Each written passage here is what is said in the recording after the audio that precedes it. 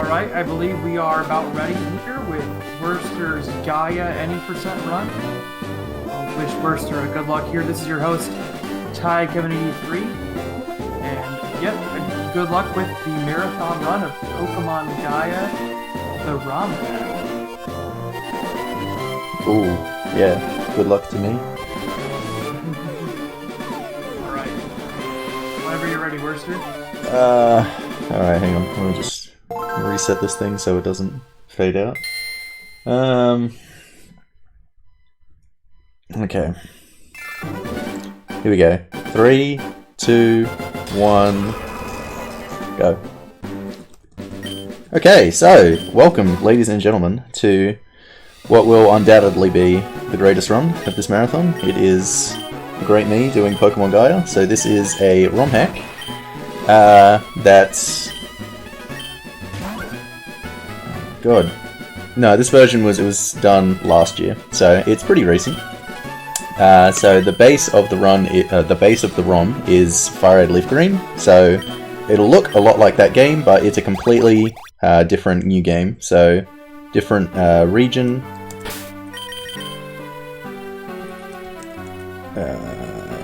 Yep.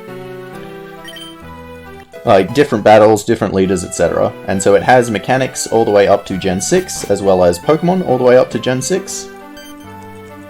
But other than that, oh well, and the moves, is completely unfamiliar. One of the reasons that I really like this ROM hack, especially for a speedrun, is it plays a lot like a Pokemon game. So it's not like it's like, you know, one of those Kaizo hacks or one of those ones where you have to, you know, grind to level 80 or whatever. It's just, its pacing, its feel to it is very much like just a main series Pokemon game, which is really good. So get the running shoes early though, which is very nice. Run over here to this mysterious old woman who wants the book that I just took from my room at the start of the game. Apparently it belongs to her. So the legendaries in this game are the Regis that are the main focus, and you'll learn more about that as the run goes on.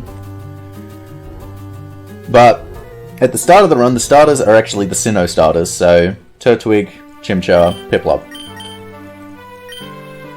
All very good choices for starters, but I'm going to be going with Chimchar because Chimchar is just very, very good. As the game is based on the Regis, you fight a lot of trainers who base themselves off the Regis as well.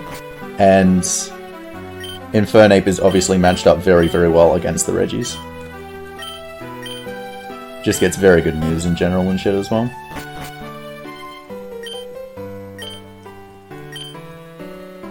Okay, so save. I don't particularly need exceptionally good stats on Chimchar, but I do need like pretty much an average Chimchar.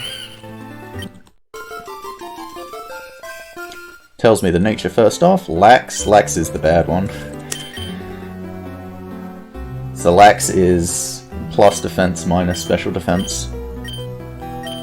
So this one, it needs to have really good speed for it to be usable. Because I either need good speed or good special defense. And obviously with a minus special defense nature, it's going to be bad. Whoops. That's right. Over here. No, did not get it. So the reason you need either good speed or good special defense is because of the second gym leader in the fight has a Chatot that will just murder you if you don't have one of those things.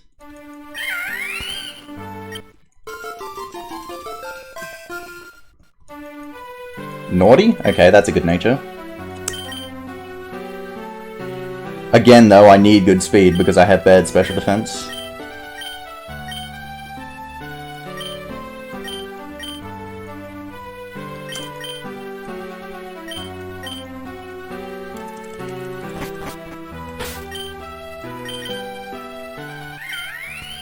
Yep. Okay, I can take that. Alright, off we go.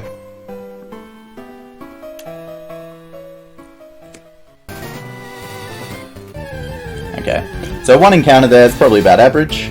It's just a small amount of grass that you have to run through before I can get repels. So this Chimchar, I would say it's much better than average. Naughty, like I said, is very good nature. Obviously, plus attack, very good. And both attack and special attack are very important for Chimchar. Ends up being mixed.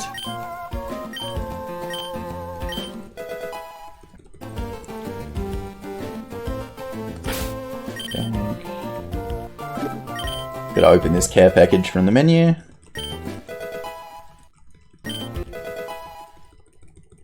So both my offenses were better than average. Speed was very good. Both defenses were lower than average. My health is good though, so it won't be too bad. So in this game as well, there are a couple of ROM hacks that do this. They actually give you grades for your stats, so you know what the IVs are before, like, you know, at level 5, obviously, I don't know exactly what they're going to be, but it gives me grades that give me a really good idea. So the way the grades work is basically just... It starts at E-, so if your IV is 0 or 1, you get a grade that says E-. If it's 2 to 3, then it's E. If it's 4 to 5, then it's E+, etc. All the way up to 30 or 31 is S. And so my attack was B-. Yeah, and special attack was B+. So B- is 18 to 19. B+ is 20 to 23, so above average on both those. My speed was, I think it was A+, it was A something, I didn't really look. Getting Growl there is a bit unlucky. It's the first time I've ever seen that in a run, actually. Usually just spams pound. But the speed, it only matters to outspeed the Chatot that Arya has, that I was talking about before. You outspeed just everything else. Still gonna 4-hit, so that's not actually too bad. But without the grades, like, I really wouldn't have known how good this Chimchar actually is. Because its stats, like, both its offenses were 11. So, like, they could have been, you know, an E-, they could have been a 0 or a 1. But because I can see the grades, I know they're actually good. Okay. So I'm just gonna heal up here because I have to heal before the Pidgey. Oh well. I could heal during the fight, but I'm gonna take the same amount of hits, and I have to menu here anyway.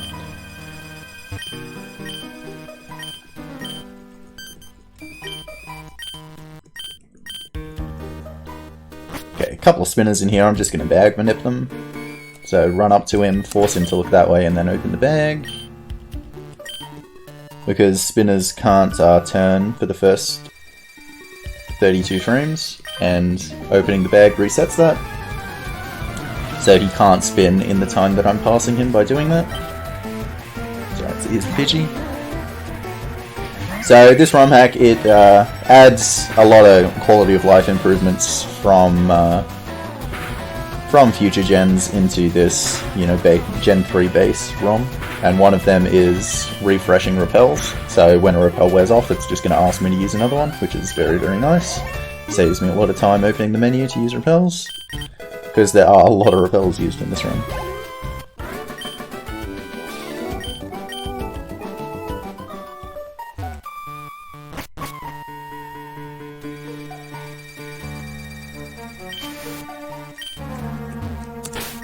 Okay, same bag manip again.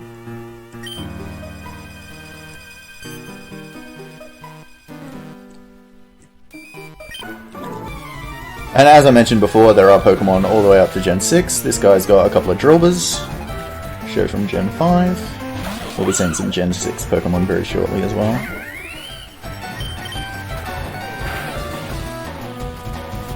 That burn is completely useless. I'll take a little bit less damage from that scratch. I think it would have done 3 otherwise.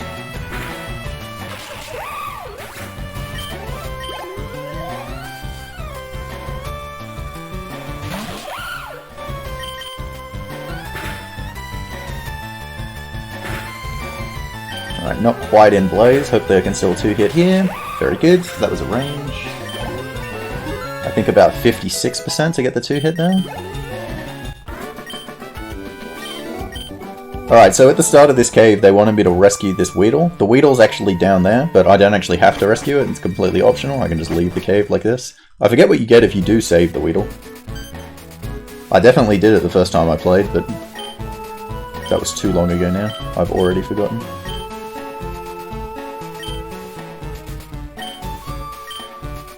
Okay, so I don't fight any optional trainers for experience in this run, but there are 2 instances where I fight trainers in an order where I don't have to. So one of them is now. I could go straight to the gym now, but I want to evolve before the gym leader. And I have to fight both of these trainers that I'm about to fight at some point, because I have to come here after the gym. So I'm going to fight them now so that I can get enough experience to do that. Okay, so this is a really critical fight for the early game. Well, I mean, I wouldn't say it's that critical, but time-wise, very critical. So I want to see Defense Curl from Baneri here. And... okay, I still have enough health that I don't have to heal yet. So the next Pokemon is Mareep. And so Mareep has Thunder Wave. I don't want it to use Thunder Wave. Ugh. There it is. Alright, I actually may as well heal now. Just so a crit won't kill me.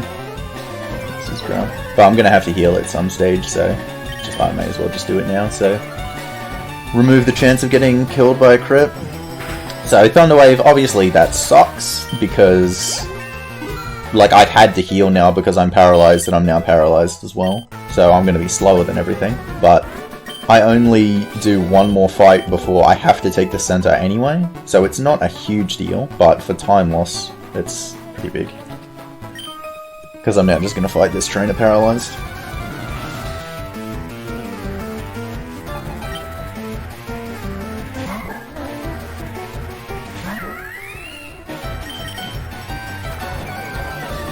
I suppose I could have risked not healing and going into this Ralts with Blaze, because with Blaze I would one hit, but like as soon as I got hit I was going to have to heal and I was going to get hit at some stage, so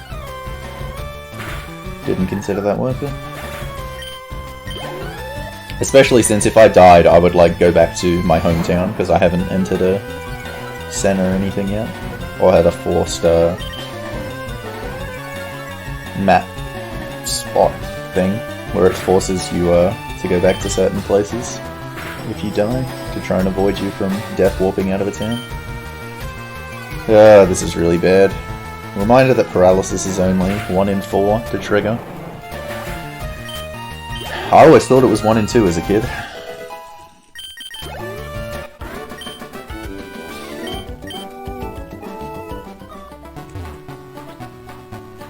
But okay, so now that I've fought those 2 trainers, I'm just going to go run back.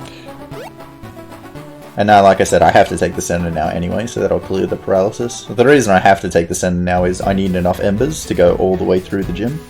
So I have to take the center right before, and generally right after as well.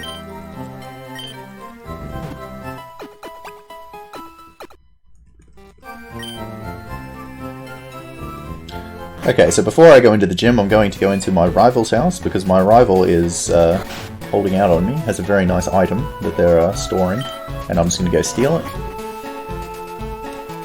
This juicy little rare candy. Oh. Alright, now off to the first gym. So the first gym in this game is actually Fairy type.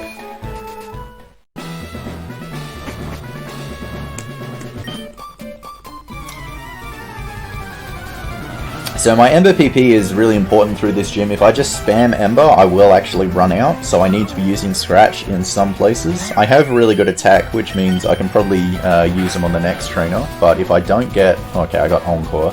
So this Cleffa, it actually usually uses Charm, which makes it so I can't use Scratch on this Azrael, because the Azrael has Thick Fat. Scratch actually, you know, does about the same as Ember. But I got Encore, so even though I want to be using Scratch, I can't. Okay, there's my Encore ended. Alright, so now I can Scratch. So Scratch, it does a bit more, but they're both going to 3-hit anyway.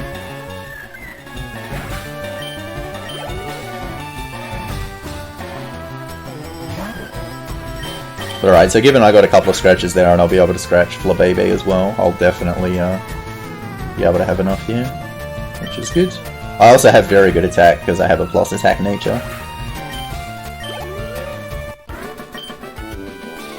So this gym, it's kind of like a maze, but So you have to pick the right direction to go, but if you don't fight the trainers in the room, all of the directions are wrong, and it just like loops you back into the same room, so you gotta fight all the trainers.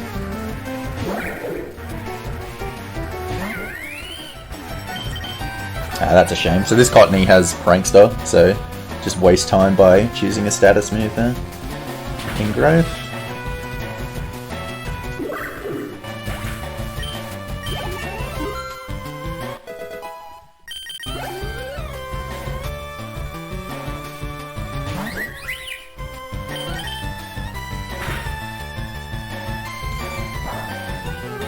So if I didn't have good attack, Scratch would not 3-hit this Flabébé, but I do, so it will.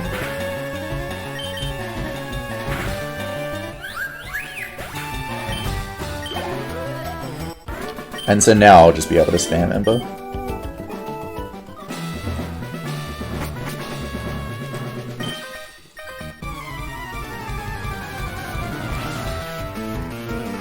Which is good. Don't have to worry about too much here. Because I do have really bad special defense, so I probably do want to heal to full before the leader. So you always end up using a potion, but I may have to use 2 potions if I take too much damage here on these next couple of fights.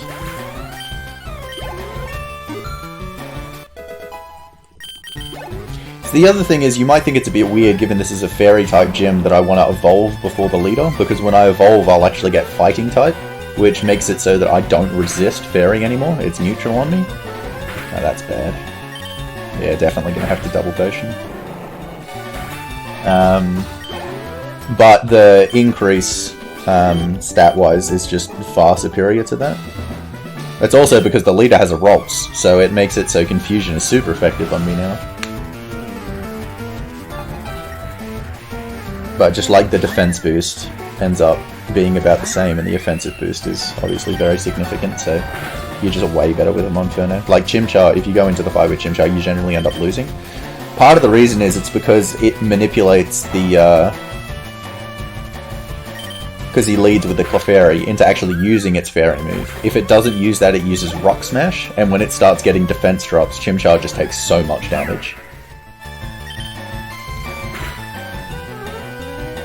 It's going to be pretty useless. Oh, this might kill actually, because I'm in Blaze, yeah. So that that burn wasn't useless.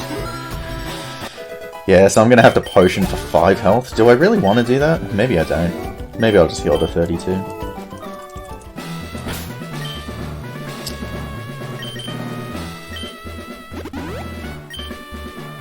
No, I'm going to heal to full. Use the candy, level 14, and Chimchar evolves super early, which is super nice.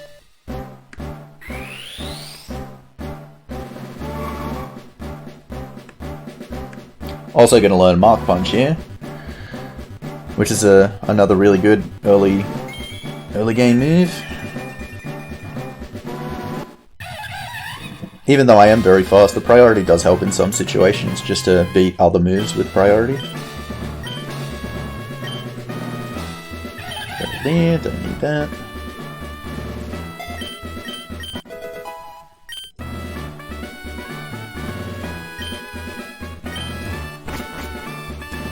Alright, here we go, first gym leader. Fernando.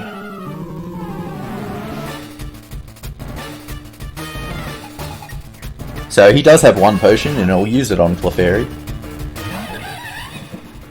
So I'm just going to spam Ember to get through it. I've got to make sure I have enough health to be able to tank a Ralts Confusion after Clefairy. And so the risk, if I didn't heal to full, is like if you burn Clefairy and then it ends up like dying right after hitting you into Ralts range, like say this turn, if that Ember didn't kill, that was a range, it was a very, very good one, I'm very surprised that killed. Then you would just be screwed, because Ralts like does as much as a potion heals. Disable is why I use Scratch there. Smart boy, so that Ember doesn't get disabled. because I want to be using Ember on this Jigglypuff as well. Mark Punch, again, it's another one where Mark Punch can 3-hit, but it has Q-Charm, so I don't want to be using Mark Punch.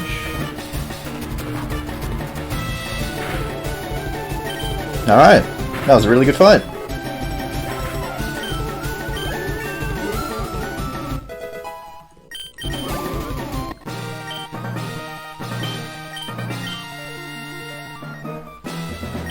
Alright, so not an awful start. That Thunder Wave was a bit annoying. But the gym went well. And so, like I said, I have to take the center after this gym as well, but because I still have 2 Ember PPs, I can do it a little bit later. Just gonna dash over here. Put the repels back on. And then go to this area where I was before. So if I didn't fight those trainers early, like I said, I would have to fight them now. Yeah, so Fernando is a little bitch, and he just ran off without giving me my badge. So now we gotta chase him down. I'm gonna pick up this Nest Ball here, because Nest Balls are actually very nice for catching low-level Pokemon, and I do need a Slave, which I will catch just a little bit later.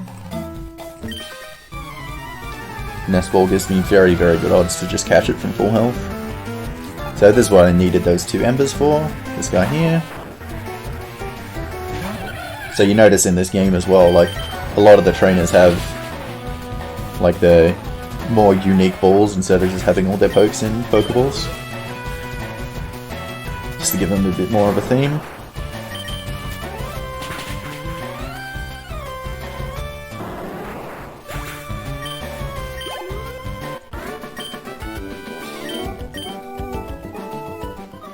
Alright, so healing items are generally really, really tight in this run, so I'm picking up this Super Potion here. Helps out a lot for that, for the early game.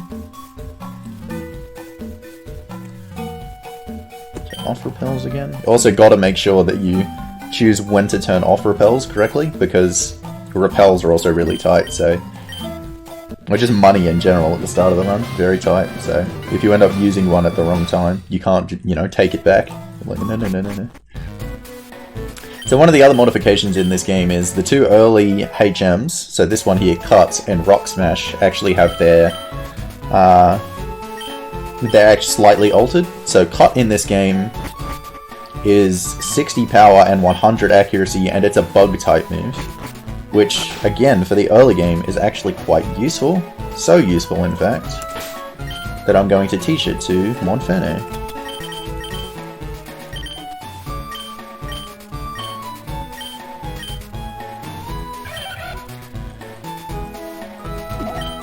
Much better than Scratch, so it's like it's the same power as Mark Punch, but Bug ends up being pretty decent coverage, especially for the early part of the game. Like, it's pretty useless for the end, but there just so happens to be a decent amount of, like, Pokemon that would resist fighting or are weak to Bug. So there's quite a few Psychics just in this little stretch between the first and second gym leaders. So here we are investigating the ruins. So this game, it has a very, like, ruinous, ancient theme to it. Like, you know, as you would expect with the Regis, you know, being the face of the game.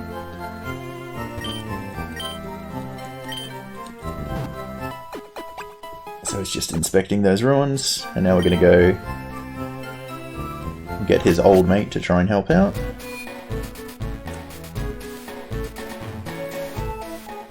Another spinner here, so I'm going to wait for him to spin. And then kill 2 birds with 1 stone. Use the repel here while I'm manipulating him with the bag so that he can't spin back. Okay.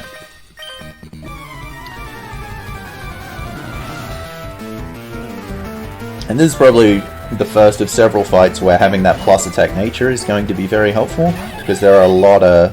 Because you don't, like, get a specific Chimchar, and the stats are very variable, there are a lot of damage ranges in this run. Oh, potential damage ranges, I should say, but with really good attack. You'll see cut here against this Surskit, which Mark Punch would be not very effective against. Is definitely going to kill, especially if it crits. That's fine, that Surskit has quick attack as well, and not taking the damage can actually be quite helpful. Because like I said, healing is quite finicky at this point, so taking as little damage as possible is very good. Okay, so I got through that first little encounter part by only getting one encounter. This is the only other part of the game where I need to not get an encounter without a repel. And I got one. Very garbage. At least it didn't have Intimidate and waste even more time. The reason I have to go in here is to get this X attack. So I can't buy X items until much later in the game, not until after the 6th gym leader. And that's the only X item that I can pick up before that, so it's a very precious X attack, that one. And without it, you would be, like, really, really boned as well. Alright, so more use for cut here.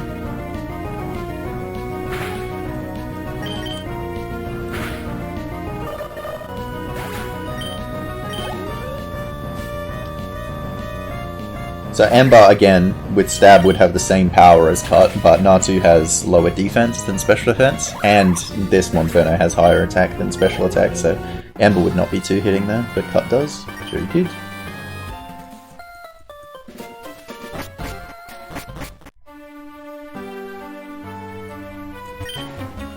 I mean, I'm the only one who's routed it, so I would say it's routed perfectly. No.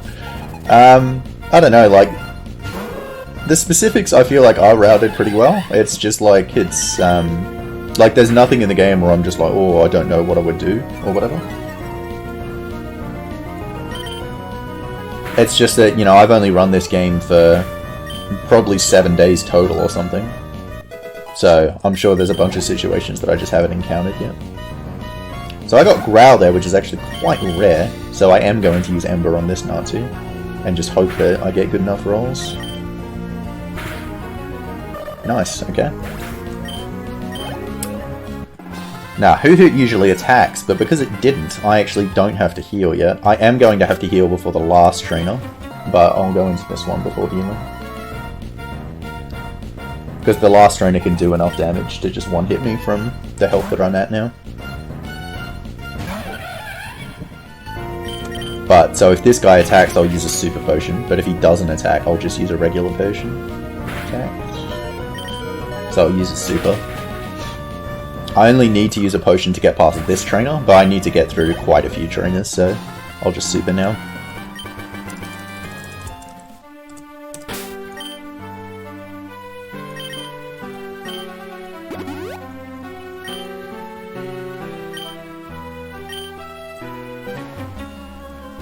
It does look a bit silly because, so this Omanyte, it has, is it Bubble or Water Gun? I always forget because they're the same power in later gens. I think it's Bubble. And so, because I have bad special defense as well, it can do like 30 damage. But quite often, because it doesn't have great II, it'll use like Constrict, which does absolutely nothing. So it looks like a bit of a fool's errand that I healed there, but you gotta live with that, just make the right calls and take what you get. Okay, so a little cutscene here. So in case you haven't noticed, this is the evil team of this game.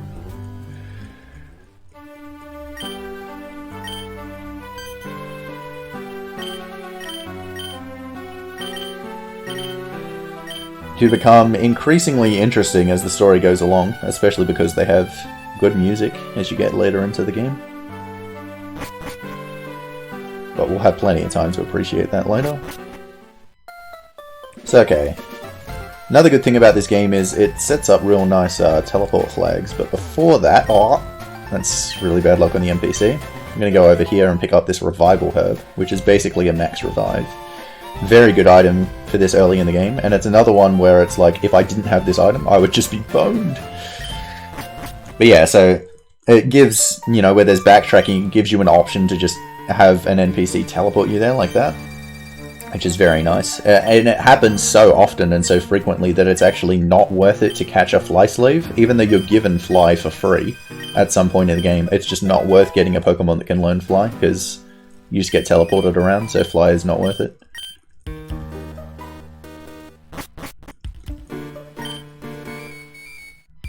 Okay, so now I get Rock Smash, and now I can go through this path. Even though I can go through that path, I don't actually have to. And if I went through that path, I would have to fight more trainers, so I'm not going to do that. But because I'm out of repels, I'm going to go into the mart. I'm also going to buy some super potions while I'm here.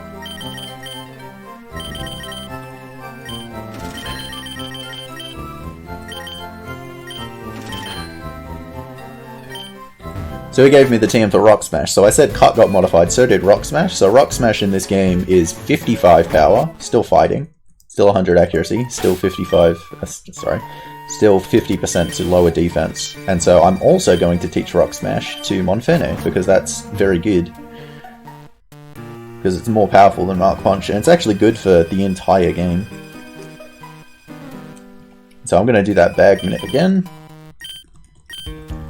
And so this is why I registered the TM case before as well. It, A, makes me able to access my TMs easier, but B, it makes Bag Minute quicker as well. Because I can just open the TM case to do it instead of having to open the whole menu. But so with Rock Smash, I can go to this exit up here, which I am going to do is worth it. Because A, I don't have to pass the other spinner, but B, I can pick up some nice items here as well. So I'm going to pick up this Super Potion. So I have more, but in this exit as well, there is a very tasty, delicious rare candy. And now I'm going to go into another thing that this game added, which is hidden hollows. So there's quite a few, and you can pick up like different things in the hidden hollows. And one of them is really nice TMs, and this one has the TM for Rock Tomb, which is another really nice early move for my Monferno. Which I'll talk about later. First, I'm going to turn off the repels, and now we're going to catch a slave. So I need to catch something that can learn Rock Climb for later. So I'm going to get either a Bidoof or a Zigzagoon here. I would much, much prefer a Zigzagoon. It's also more likely to get a Zigzagoon. Thank you, first encounter. That's perfect.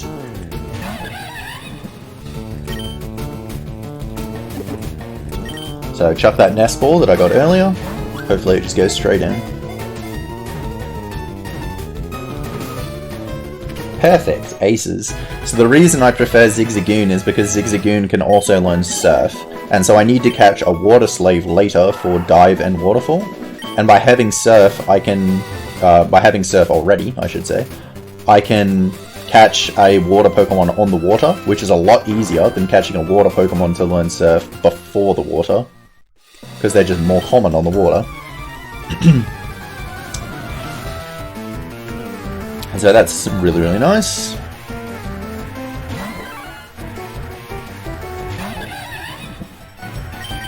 Okay, so now for probably the hardest segment of the game, the latter part of the, second gym segment. So, when I got Rock Smash, it expected me to go through that tunnel and do a bit more grinding, so the levels are a pretty decent match for me here. You can see I'm only one above them, despite being the only poke that I'm using. That defense drop means I should use Mark Punch here, because Mark Punch will kill. And this Timber has Bide, which has priority in this game. So if it used Bide there, I wouldn't have known. But if I used Rock Smash, I would have seen Bide a little bit faster. Okay. Gotta put on repels.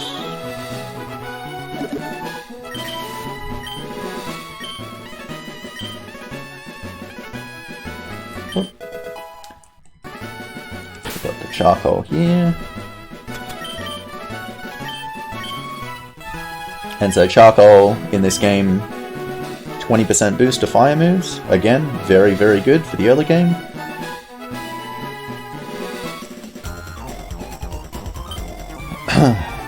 Yeah, this run's actually, it's going quite nicely. The only really bad thing that's happened so far was Mareep using Thunder Wave. Okay, I'm nowhere near Blaze, so I'm going to go Rock Smash on this again. If I was close to Blaze, I'd actually go Ember. Got the defense drop, so that proved correct. I did not know that Timbo had Pound. Only ever seen like Low Kick, which does a bit more.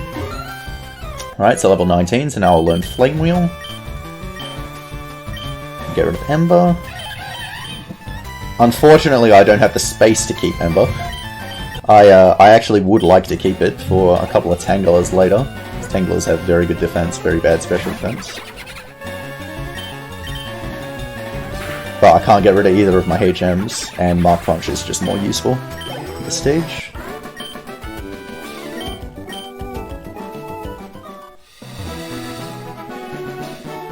Okay, I actually don't need to heal before the next fight, which is very rare because I took so little damage there, which is good.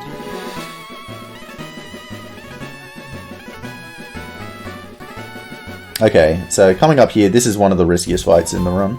I actually think I'm going to save here.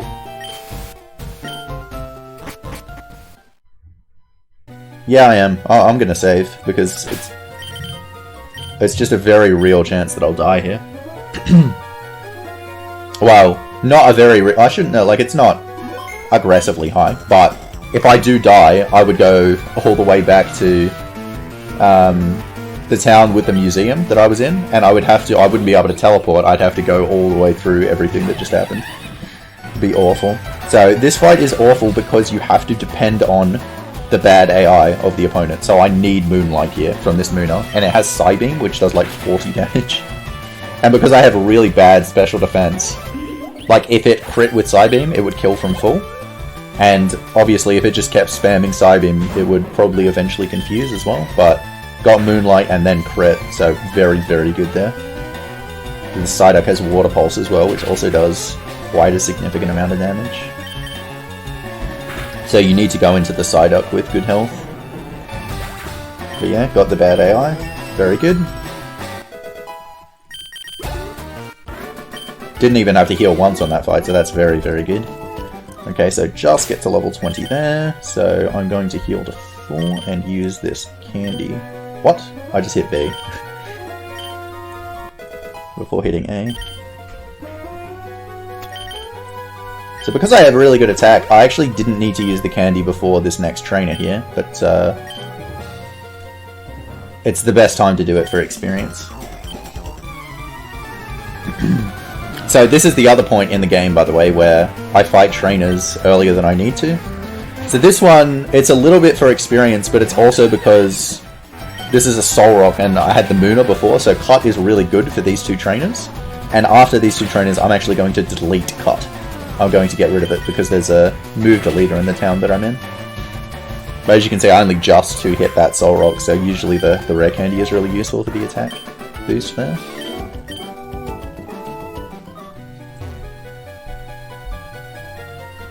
Okay.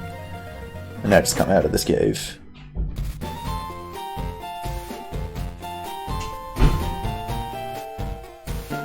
Okay, so go to the move deleter here.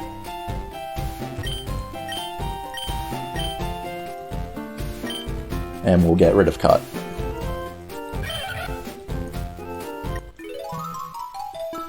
Which, as you saw, it did have quite a decent amount of use until that point. And then after this point, it just has no use in battle, so...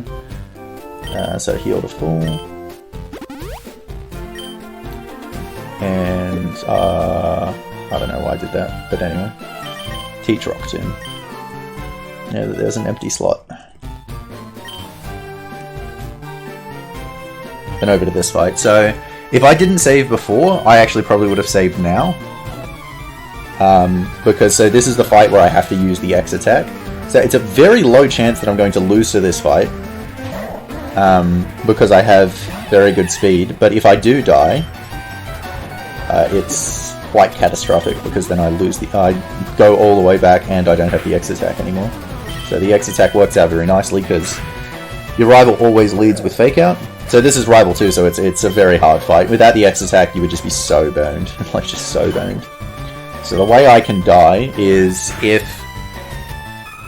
either Primplop crits me, it'll just kill, or I crit the Primplop. The reason me critting the Primplop would be bad is because it'll put it into Torrent, and then it'll kill. with Bubble.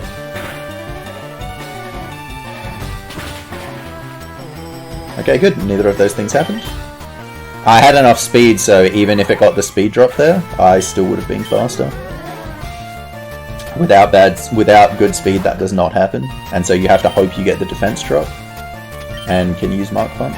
I didn't get the defense drop, which is good because stat downs, when they don't matter, do cost a lot of time. I'm going to use Rock Tomb here, in case it uses Iron Defense. Not. But she has a Super Potion, and you can't one-hit Rug and Roller because it has Sturdy. So I didn't want to knock it to 1 health and then just watch the Super Potion.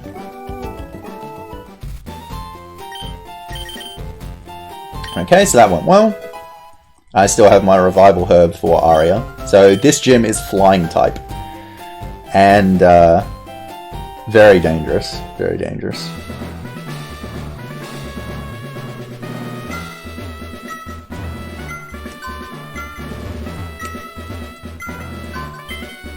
Okay, I have good speed, so I'll outspeed Murkrow, and I can just use Flame Wheel, because I have good attack, which is very good.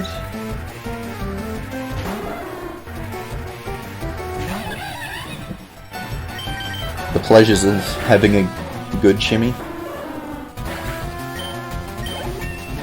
So if you look at my speed here, I think it'll go to 48, 49, so the Chatot has 47 speed, so I just end up beating it. And because I have the Revival Herb, I'm not actually sure I can die. I'm not sure Flame Wheel's going to kill here, so I'm going to use Rock Tomb. The Togetic has Roost, so I really wanted to make sure it died. I'm not certain whether I actually need to save before Aria here. I am going to, just to make sure.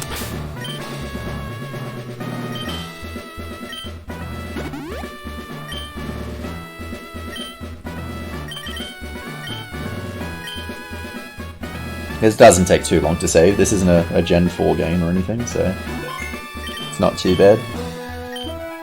But okay, so this is why Rock Tomb is very helpful though. So she's going to lead with a Vullaby, and so the Vullaby generally uses Scary Face, and so after Scary Face it would be faster than me, but I'm going to use Rock Tomb to reduce its speed as well. That crit is actually bad. That's going to force it to heal. Got Scary Face as expected.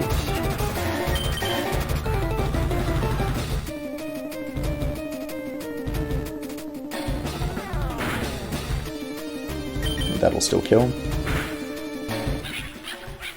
Okay, but now, so I'm slower than the Chatot. So what I'm going to do is I'm going to use Mark Punch. Then it's going to use Chatot, and because I have bad special defense, this will probably just one-hit me. And so you can imagine, if I was slower than this Chatot, I'm just completely boned. Because it's just one-hitting me from full, and it could be outspeeding. But because I outspeed, I can do that. Revive.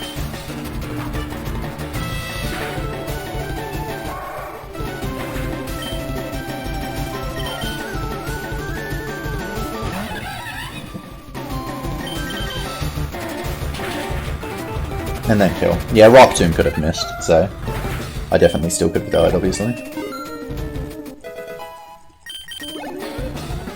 Okay, that's good. Okay, so this Gligar has Roost, unfortunately, so... Oh, that's a good roll. Can I just 2-hit? Oh, so close. So close. I could be stuck in a loop here, though. Come on, man. Doing just under half. This sucks. Come on, even Burn would kill.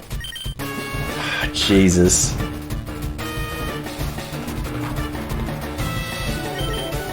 Come on. Come on. Also, it could just use Quick Attack. It's just spamming Roost. Jesus Christ.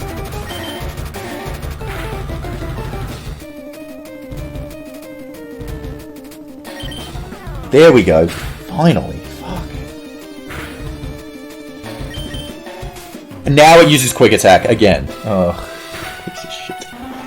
The other thing that's really bad about that is my Flame Wheel PP is going to be a real concern now, because I had to use so many on that Gligar. Like, it's going to be a massive concern to get to the next stretch.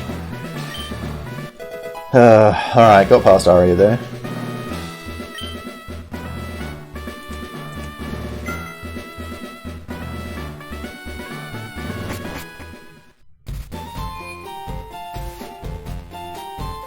Okay, so I'm gonna... Oh, duck in the center here.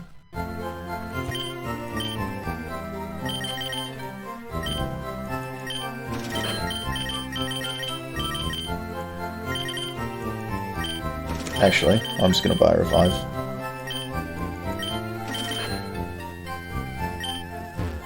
It won't help for this next section because Zigzagoon is dead, but it'll help for the section after that. Bag. Super Bell, yep.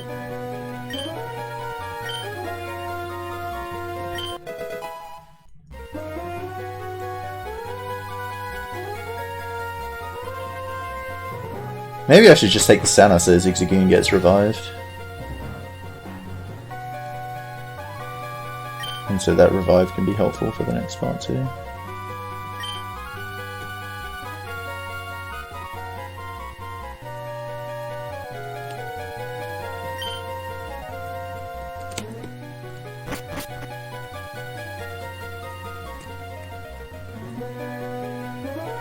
But so normally I don't buy a revive there because I don't have the money for it, but because I capped a couple of my super potions, I only needed to buy 1 super potion. Usually I buy 3, so I had the extra money to be able to buy a revive there. Yeah, I think I might take the center after this cave. I do have a small chance of dying in here as well. Alright, so these Tanglers, I had good attack again. My last 2 runs also had really good attack, and both of them live with like 1 health. Don't!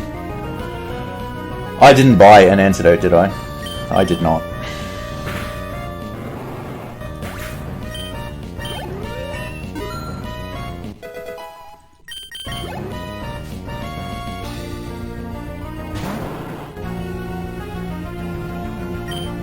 That's also not Blaze. Jesus Christ.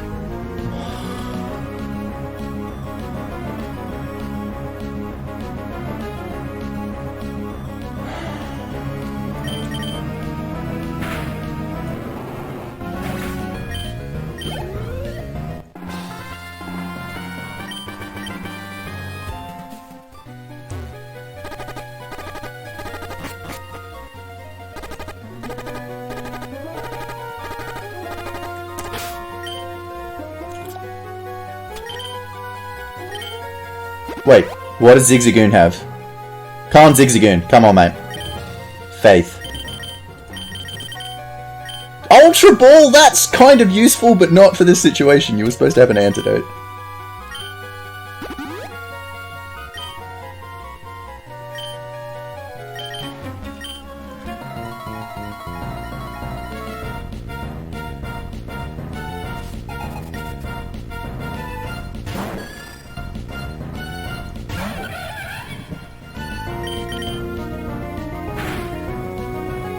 So this has happened in a run before. Like, we just got poisoned and I was just like, well, it's just over. Because I was hoping that in this game, poison would like ward off if you just let yourself get to 1 health in the overworld. It doesn't. You just die.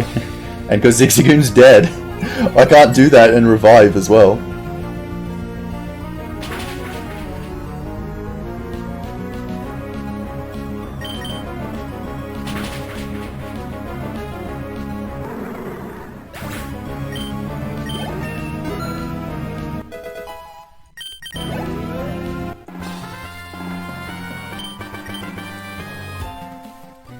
But since that run, guess what? Never before seen on live TV, I've learnt. I've learnt the ways. Oh, but you didn't see that coming, did ya?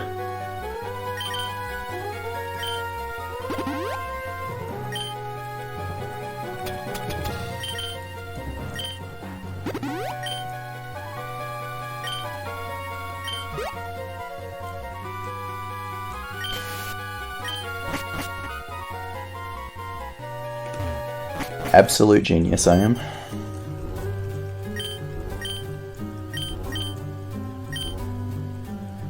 It's still really bad that I got poisoned and had to heal like that. But livable. Alright, so I have plus attack B minus. I actually think I have a chance to one-hit the Diggersby here with Rock Smash. It's very low, but I have a chance, so I'm going to go for it. Yeah, I'm just going to heal after these two fights here in this cave. My Flame Wheel PP is too low. It would just be too risky. Oh, wow, I got it! That's insane.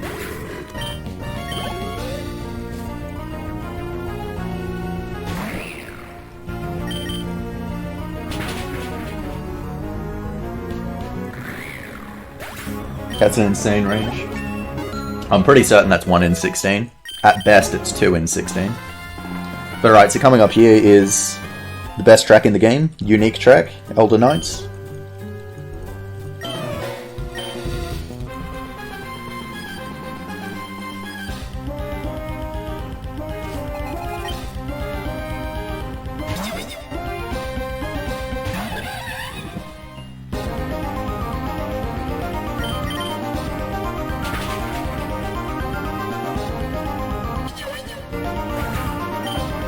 And so this fight can be quite annoying because she's obviously the Reg Ice based leader, but gets the hail out straight away. So, and there's some pretty annoying pokes on her team as well, like this Noctowl that has Reflect. Alright, didn't use Reflect.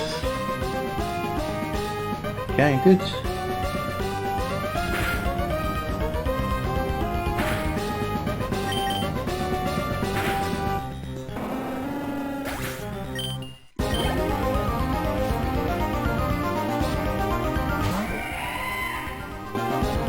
One-hit these dudes, which is good.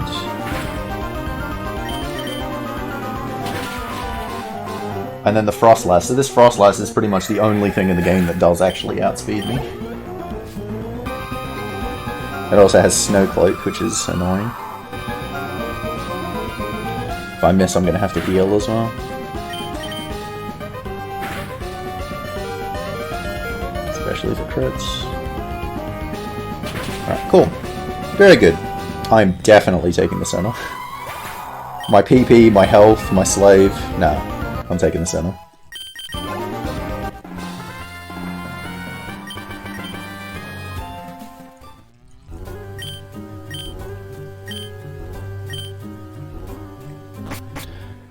I don't actually know where the center is in this town. I think it's left of the Knick-Knack store. Yeah, it is. Alright. The Knick-Knack. But come in here and buy some basically cheap ass items. 4. So basically full heals and super potions for 200. Alright, I'm gonna take this one.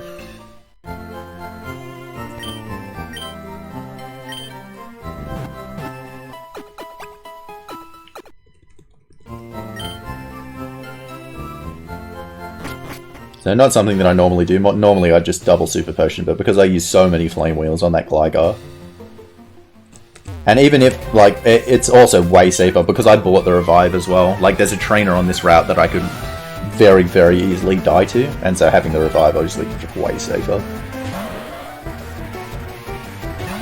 But if my slave's alive, there's just no safety in having the revive, so...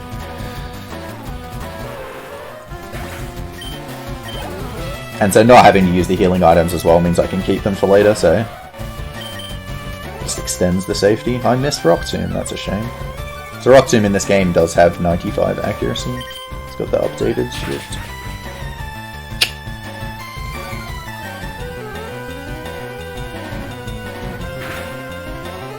It's annoying that I've taken damage here. I probably want to heal now that I've taken damage. Before the bird fight. Oh, come on.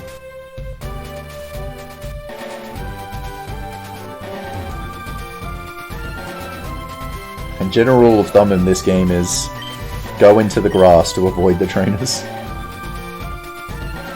Gives you the option of grass or trainers. Like everywhere.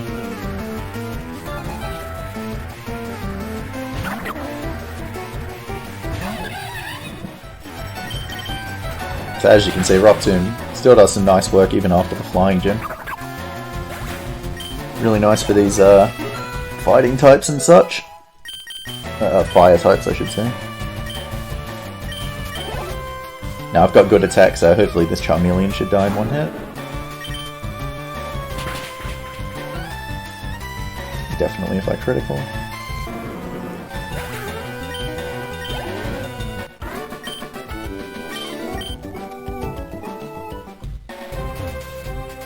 Yeah, even though it seems a bit redundant, I actually am going to heal.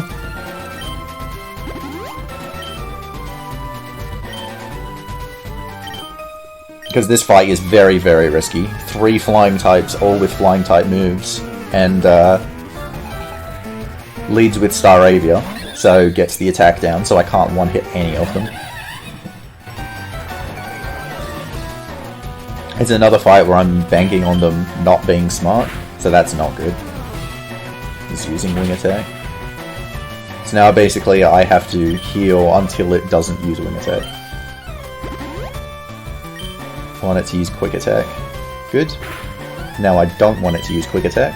Good. Because I need enough health going into this Swallow to be able to tank its wing attack. Okay, quick attack lead, that's perfect. Now I can just kill with 2 flame wheels, no quick attack there, also perfect. Awesome, awesome. Actually, this Pidgeotto might have Whirlwind. Okay, I didn't use it. But usually I don't have my slave alive, so I would never see Whirlwind. It might. Okay. Right, that fight actually went pretty well. I did get, like, the first turn wasn't good, but everything else after that was very nice. And then my eyeball comes up here and gives me a free heal. So there's quite a large amount of really nicely timed free heals in this run. So much so that I shouldn't ever use, like, obviously I took that center for safety, but I shouldn't be using the center like anywhere else. Alright, now some more evil dudes.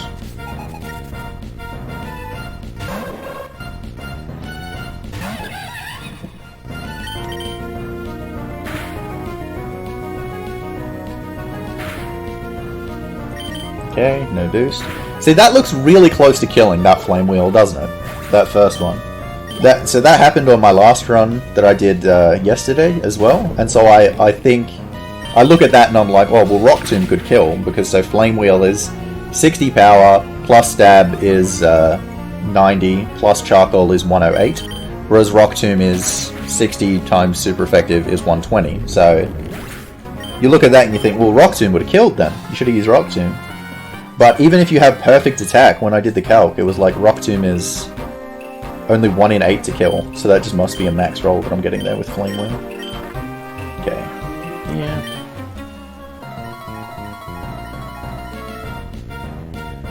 So it's possible Rock Tomb would have killed, but with those odds it's not worth using because Rock Tomb's just that much slower, especially with it getting the special drop. Okay, hopefully this Nose Pass uses Rock Slide. Beautiful. It has Thunder Wave and Spark, which can paralyze as well, so getting Rock Slide's way better.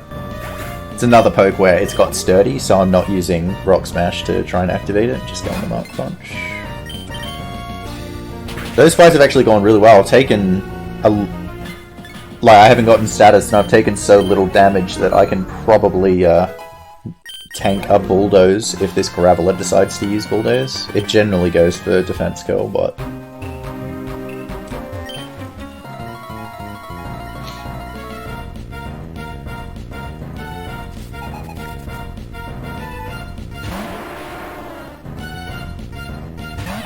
I would much prefer Defense Curl, even if I can live it. Roll out. I guess that's fine. It's not going to do too much. It'll depend on what this Relicanth does here, on whether I have to heal in this segment or not.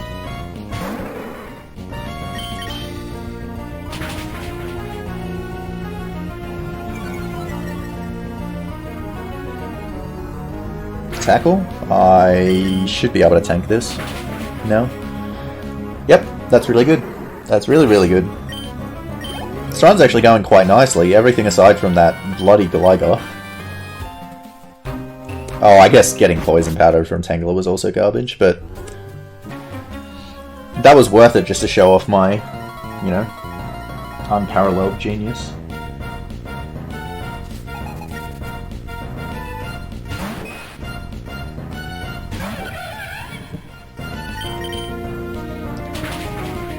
So as you can see, Rock Smash is actually just a really good move, because like a bunch of these pokes Mark Punch would not be killing, but Rock Smash does. So while I deleted Cart, Rock Smash is gonna stay with me for the whole game. Nice PP saving move for pokes that I would kill otherwise, which there aren't too many of towards the end of the game, but there are some, especially since I have really good attack. There'll be a few more.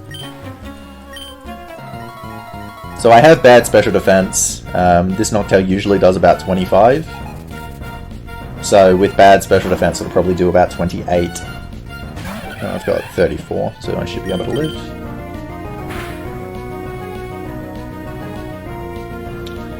That's an annoyingly useless burn. Did 30. That was a bit... No.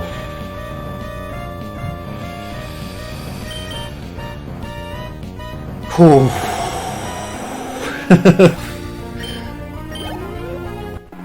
I really didn't want to risk that, but I did it, and it came off. Obviously, if I didn't buy the revive, I would not have risked that. I would have switched out. But since I had the revive, I was like, yeah, I'll go for it.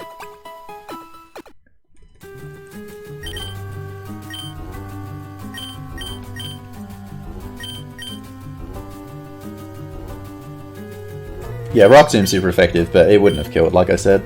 Like, the power difference between Flame Wheel and Rock Tomb is 108 to 120, so Flame Wheel's only doing 10% less to a flying type. Alright, get the free heal again, which is why I didn't want to heal in that segment as well, so I could maximize that free heal now.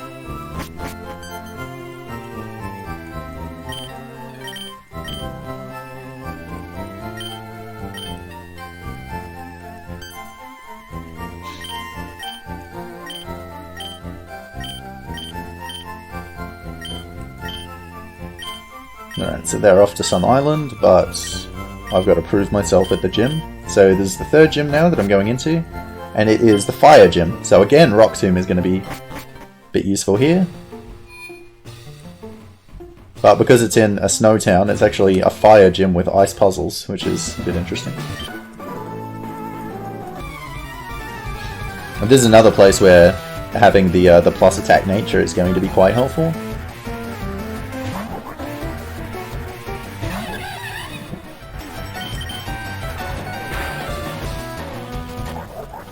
Hopefully get these nummels.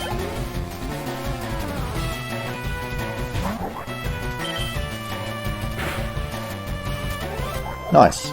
So PP for this next segment is actually quite tight. I'm going to be saying that a lot. PP for lots of different segments is very tight. You just happen to get, like, heal right when it's, like, necessary, basically.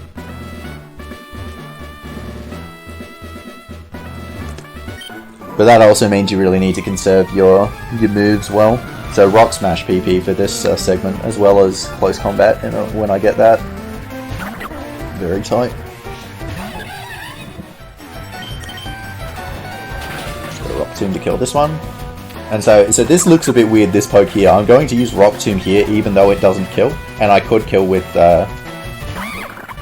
like Rock Smash.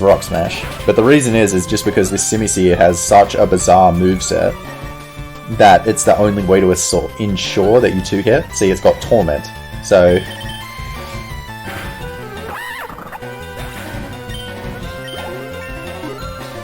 can't actually do that. And it's also got Flame Charge. So it can outspeed you.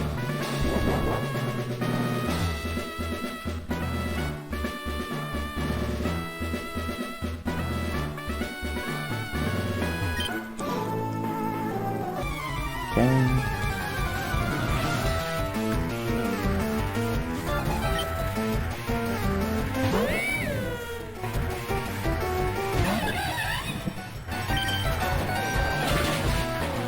I probably won't heal before Nina, even if this Monferno hits me, because I've still got that revive, so even if I die I should be fine.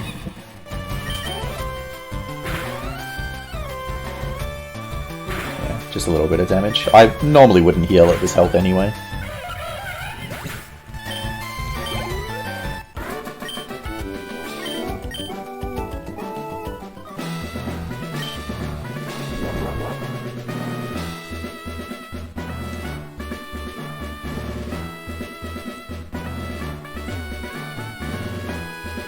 So just go straight in, I'm not going to bother saving given I've got the revive. Also because even if I do die, I'll just go back to the center here. Because I was forced to go into the center before. It's okay, so this fight can go in a lot of different ways. Specifically because of the camera ups. Okay, so that's fine, even with the speed boost I'll outspeed this. Okay, so camera ups, it has magnitude, and so if it uses magnitude and gets a high roll, it can just completely own me. It's also not going to die to 2 rock smashes unless I get the defense drop, which I didn't. That's gonna kill. I am in a really bad spot now. I could still lose even with the revive. That's really, really unlucky. Like, obviously not getting the defense drop is a 50-50, but it even using magnitude is quite rare, but then it getting a high magnitude as well, really unlucky. But now I just have to hope it doesn't use magnitude again, because otherwise it's probably going to kill. Or I could just crit, hit them with Blink. Now I get the defense from it. Rock Slide, that won't quite kill. Ooh.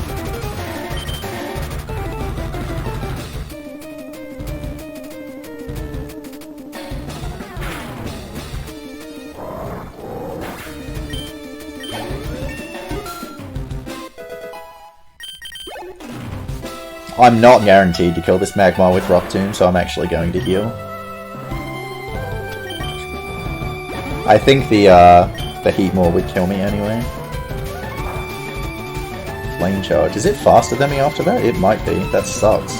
Also, Flame Charge would not have killed me. Ugh. The plays. It's alright.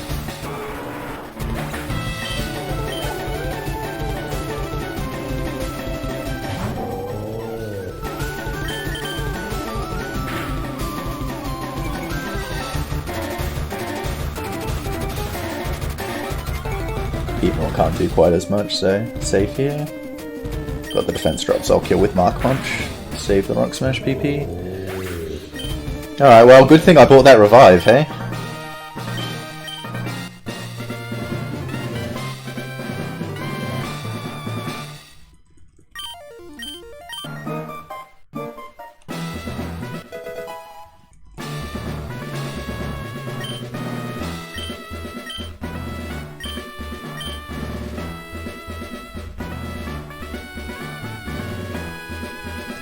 Ah, not what I wanted to happen.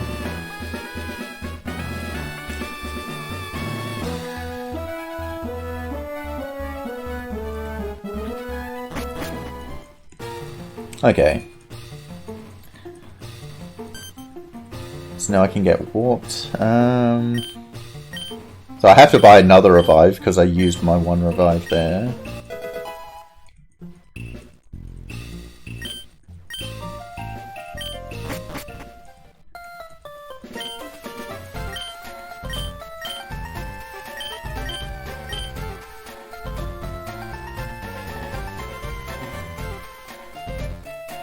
Alright, so into the mart.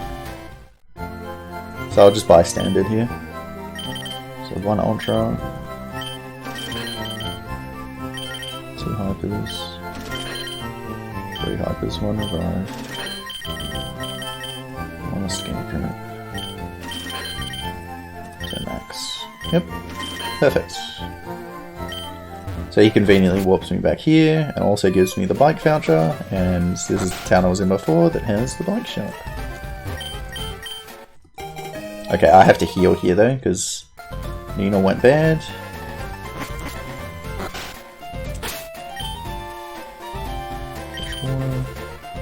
Yeah, really good thing I took that center before as well. Would have ran out of healing items.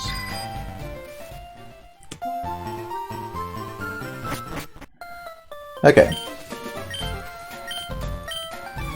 And gotta fight this guy to get onto the ship.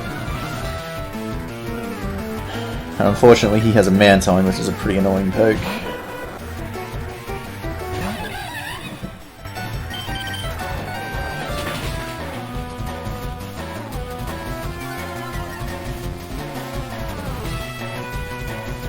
Okay, headbutt not too bad. I had to heal because it has Water Pulse. This does like 55. Probably a bit more given how bad my special def is.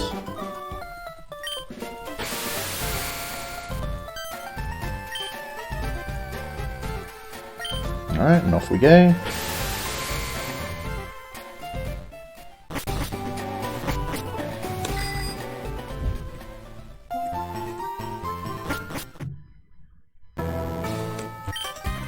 And now this tower is essentially basically kind of like the Mega Evolution Tower in X and Y. You're gonna see some Megas very shortly.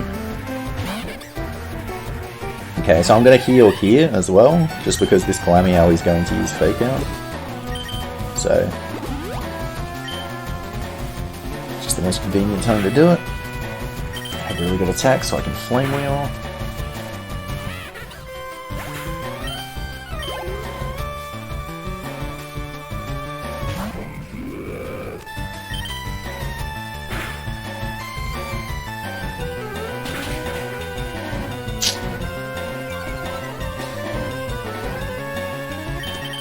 That's really annoying. That's the worst thing that Diggersby can do.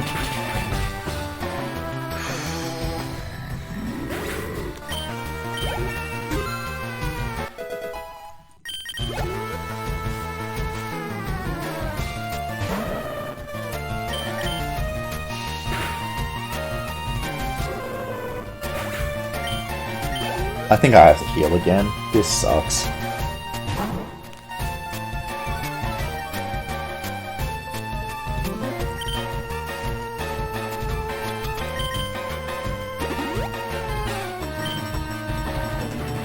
I'm pretty sure this could have killed me.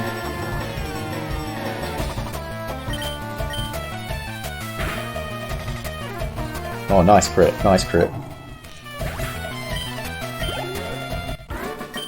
Okay, that's not too bad in the end, because I would have had to heal after that fight if I didn't heal then. But now I'm not going to have to, with the little extra health that I have.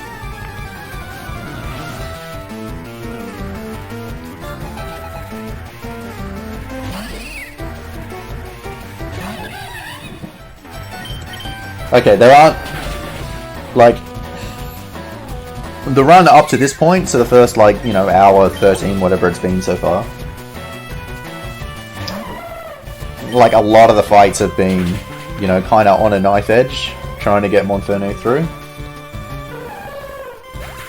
Over the next, you know, little bit, you just get so many power-ups that just make him an absolute monster, and this is the first of them. So he learns Close Combat at 36, and then he evolves at the same level. Just becomes so much more powerful.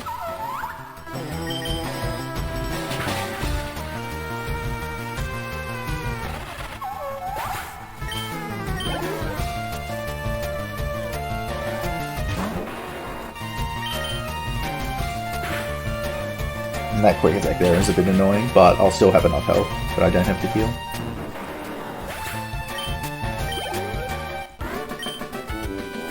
It's also one of the runs where it's like having a rare candy to get, like, usually you use rare candies like to evolve, like you'll use them from like 33 to 36, because evolving is just such a big deal that you stock up on candies to do that. But getting the rare candy from 35 to 36 is useless, because it's just like, I'm just fighting a grass trainer and I get from 35 to 36, just spam Flame Wheel. so I can use it a bit earlier. It's very nice. But now we get Infernape, the absolute monster.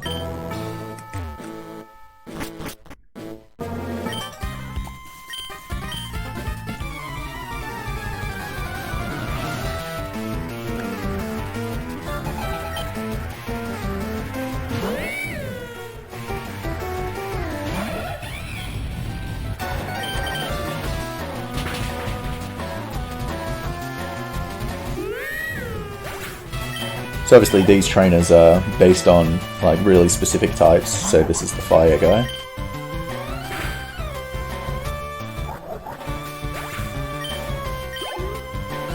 And even with Infernape now having close combat, Rock Tomb still does rear its head. Useful against Fletchinder.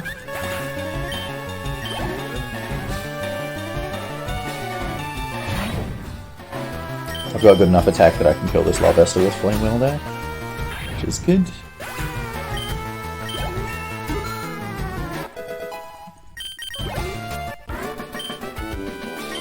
Yeah, so I need to be above 50 health for this next trainer, because, so it's the water trainer. And they've got 2 Basculin, actually, but the second one has Aqua Jet. And so I need to have enough health that Aqua Jet won't kill me. And the idea is that hopefully if you have more health than Aqua Jet will do, it won't even use Aqua Jet. And given I'm now out of Super Potions, I'm very much hoping that happens. Because I do not want to have to use a Hyper after this trainer.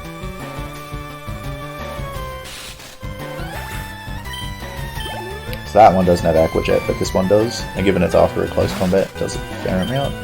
Alright, good. Good, good, good.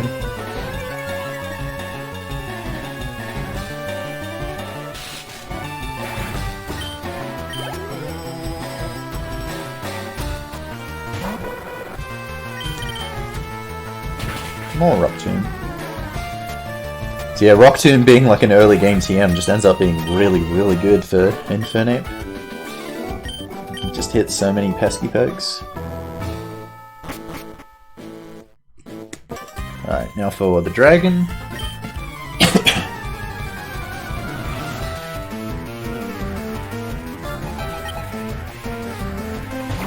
This Goomy has Protect, which can be really, really annoying.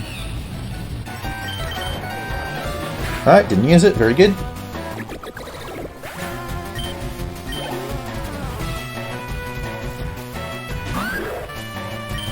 But especially since your Rock Smash PP is so tight at that point, it's just like, please don't. Oh well, it can be. It's not too bad for me on this run.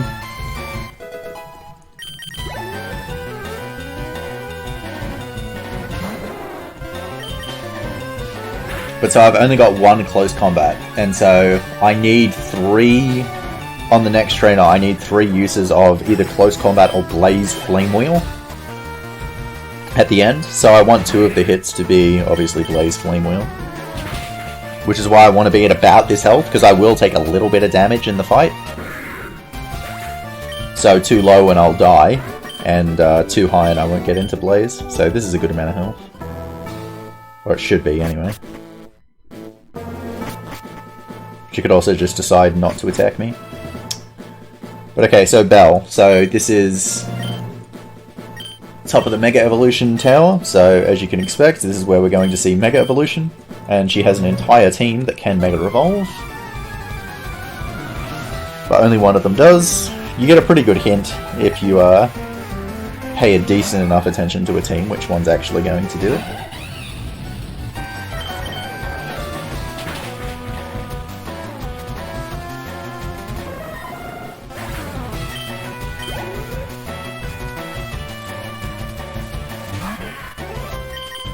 Fake out. Shadow Sneak, is that going to put me in? It's going to put me in, but I'm going to level up out.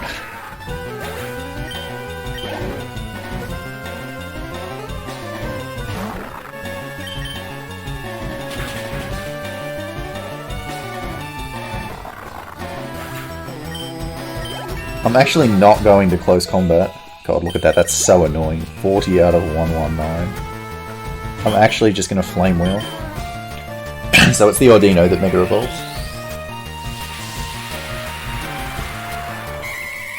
That is... This thing's actually quite tanky.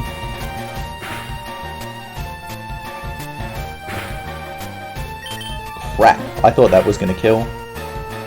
But it's not.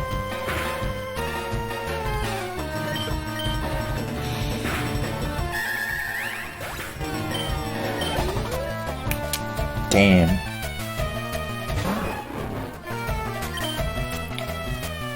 I now have to use a Hyper.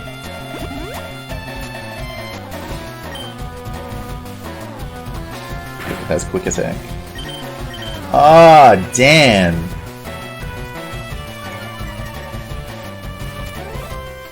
See, in my mind I had Quick Attack does 13 damage. And that's actually after using a close combat. I thought it was before using a close combat, so I thought Quick Attack was going to do like 16 if I used it. And so if I'd used close combat, Quick Attack would have been killing me, which is why I didn't use it turn 1. I should have used it turn 1. Because I would have had enough to tank a -1 Charming Cry and a -1 Quick Attack. Damn. Oh well. Live and learn.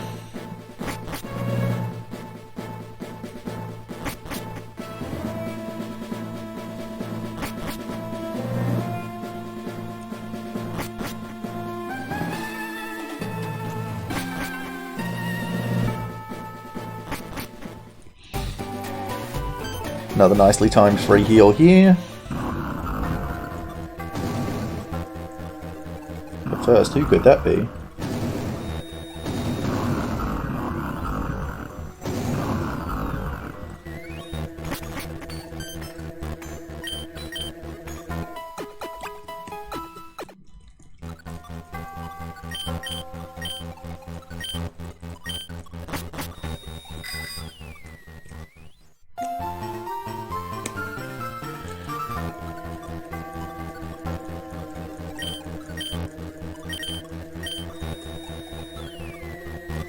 Okay, so I've got to fight these dudes while he tries to catch the Regirock.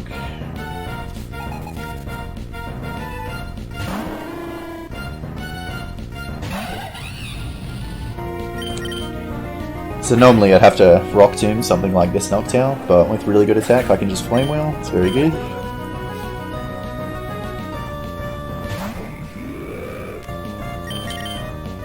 Damn, quick attack. That could end up being quite costly.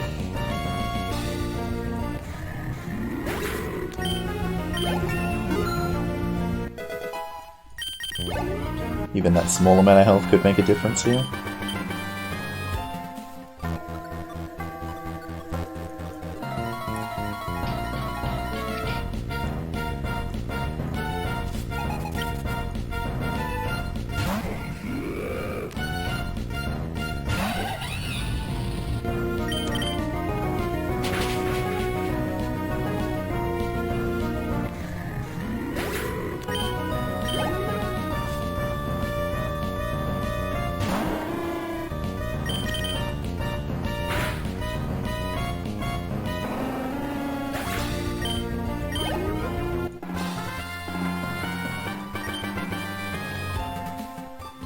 Alright, now we're going to fight this guy, so back to Banger.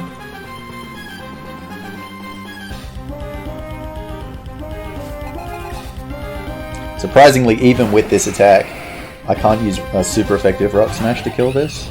Gotta go to close combat.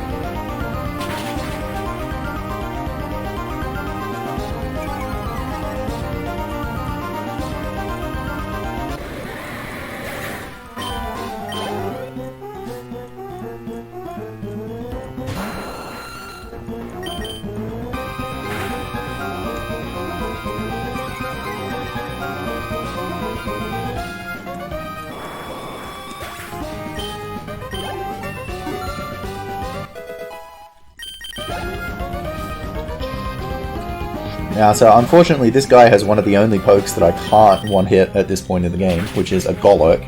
So I can't close combat that, and Flame Wheel doesn't kill. And so with 2 close combats, my defense is very, very low at this stage. So this Golett can kill me. It also has Magnitude. Again, it doesn't always use it, so hopefully it doesn't. It did. 7 will kill. That sucks.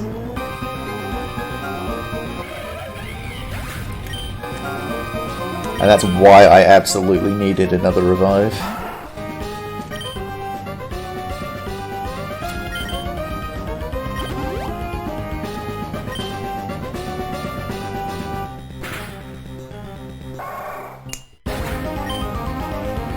So I would have lived 6, but not 7.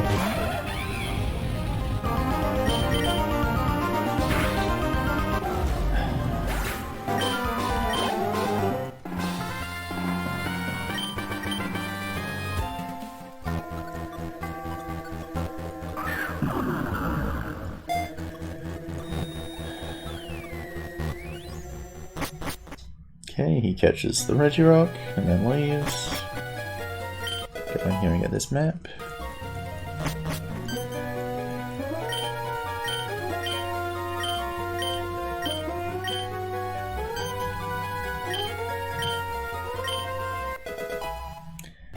And here's Surf.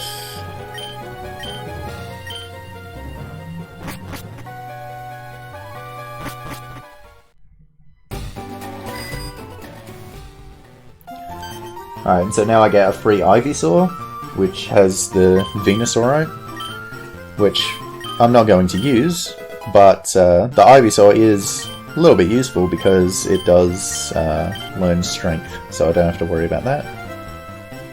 From a slave perspective. Okay, so now Max Repels. And Teach Surf. So you act like it's really, really important that you actually don't use the Max Repel like right at the edge here. Because if you do, the repel wears off like right as a trainer. I'll show you when it happens. Is like moving up and down, and if that happens, the trainer just hits you, and there's nothing you can do about it. You've got to make sure to use it a little bit before. Got to be very careful on my movement here to get fast trainer as well.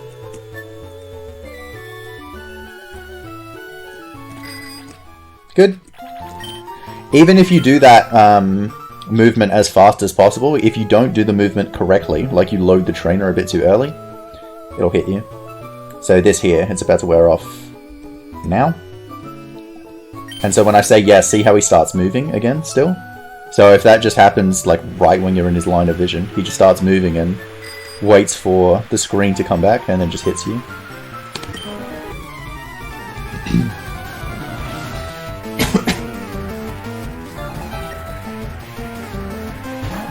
I don't know. I did not choose Turtwig when I played this game.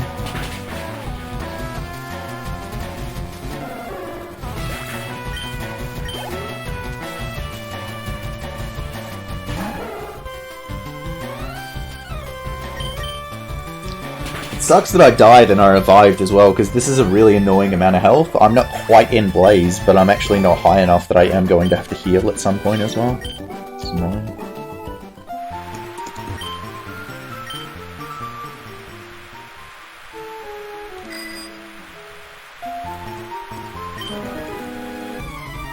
Okay, this guy's all hot and bothered.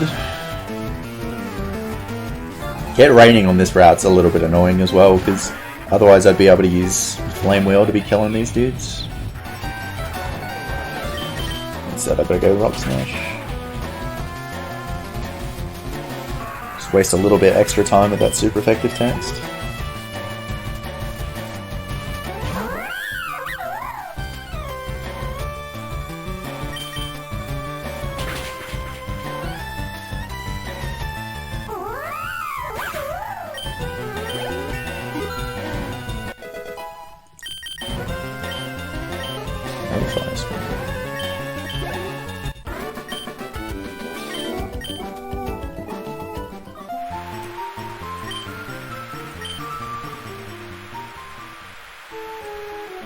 Hello, put on the bike.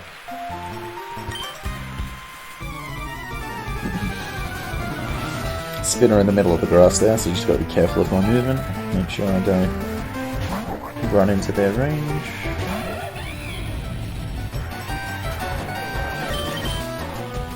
So like this trainer here has a Skarmory, and I can't Flame Wheel to kill the Skarmory because it's raining, so I have to use close combat. Even then it's a range, but again I have very good attack, so hopefully it dies.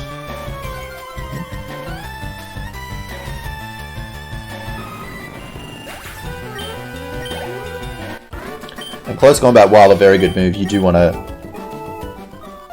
use as little as possible, because it is very slow, because it has the stat drop.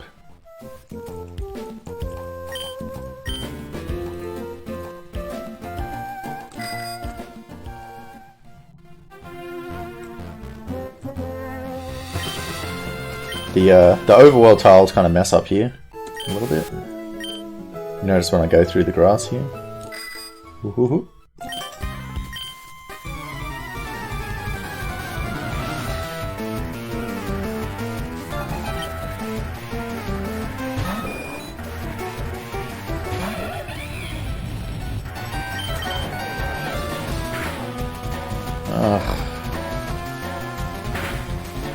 I'm gonna have to heal to full on Fortress.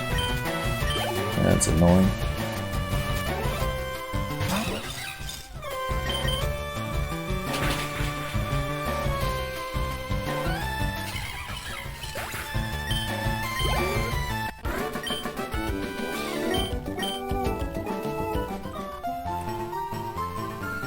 Alright, so now that I've got the bike, I start doing some bike nips with the spinners. Whoa, nice.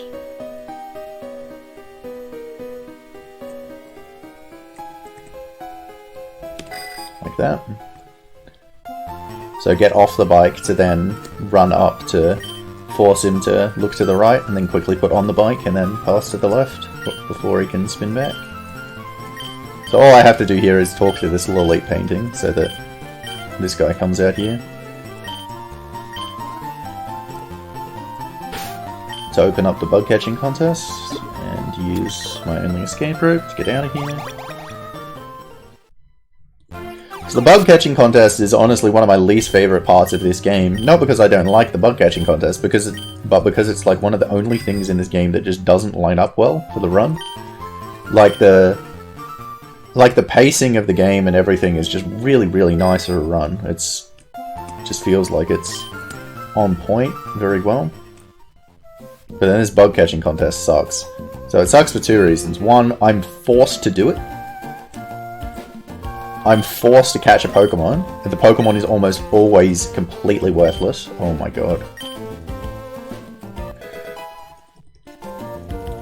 But also, I only am allowed to take one Pokemon in. So it deposits all my other Pokemon into the PC. I just have to go back and withdraw them because I still need them for HMs. Alright, Weedle, level 25. This is actually pretty good of a poke to get. Because I should catch it, it's not really threatening. And because it's a high level Weedle, it won't evolve in double battles. So there is one double battle that I do in Victory Road. And because all my other Pokemon are deposited, this Pokemon goes into slot 2, sorry. And so if the Weedle was level 22 or below, it would get a level up to level 23, and then it would start to evolve, which would be bad. And so I would have to swap Ivysaur to slot 2 to make sure that doesn't happen. And so the bug catching contest the first time is rigged, so you always come third. What I'm going to do here is, because I can see the item for free, Zigzagoon has an antidote this time. Are you kidding? Arsehole. So I was just checking its item for free there, without actually taking it off. So if Zigzagoon had, say, an X attack, I would have taken it off, because it would have been useful. But it's not worth taking off items just hoping it has something good. It's not worth the time loss, because it's generally something bad.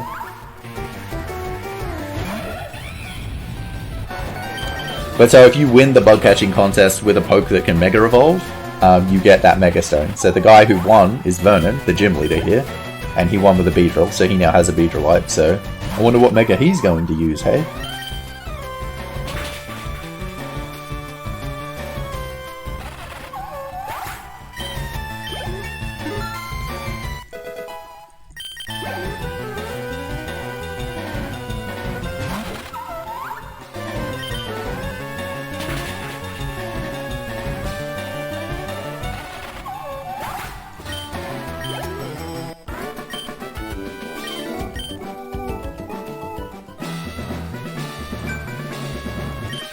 Okay, so in this gym again, I have to. Oh, I actually don't have to fight all the trainers, but almost. I've got to press all these switches.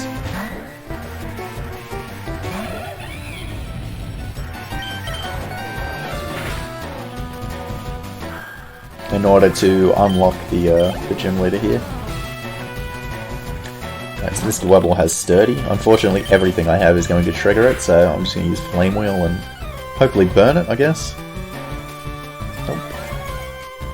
My Flame Wheel PP is a bit tight, so I'm using Rock Smash wherever I can.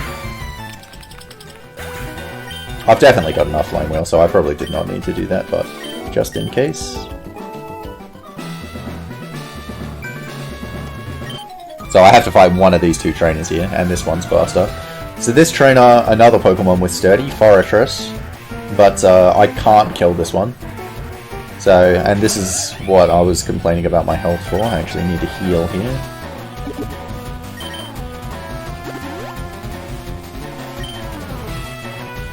Because it has Explosion. It only has Explosion. It's its only move. So, it always gets off the Explosion.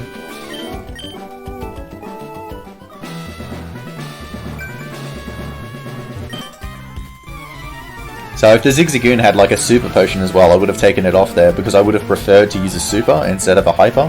Because if I'd used a Super Potion, I would be in Blaze. I think. How much health was I on? Yeah, I think so. But obviously now not in Blaze. Getting Detect from these guys is very annoying. Not only is it Detect, but it's then Speed Boost as well. It's awful.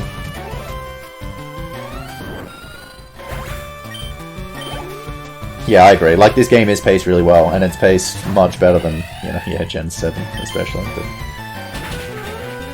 it's just why the bug catching contest is like, it's the one thing that is just like, ah, damn, just not quite on point.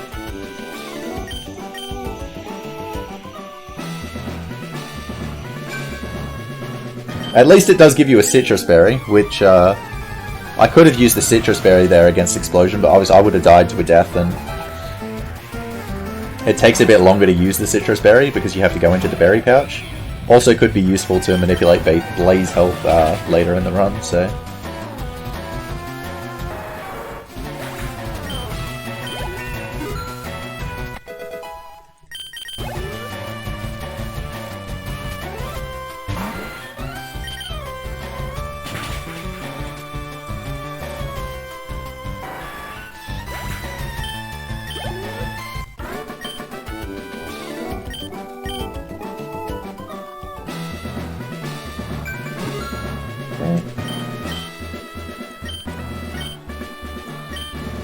Okay, so this Shuckle can actually be pretty annoying, given I don't have Blaze. I have to hope he doesn't use Withdraw.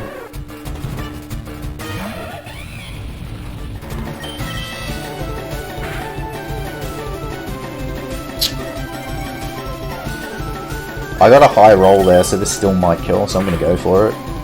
Okay, good.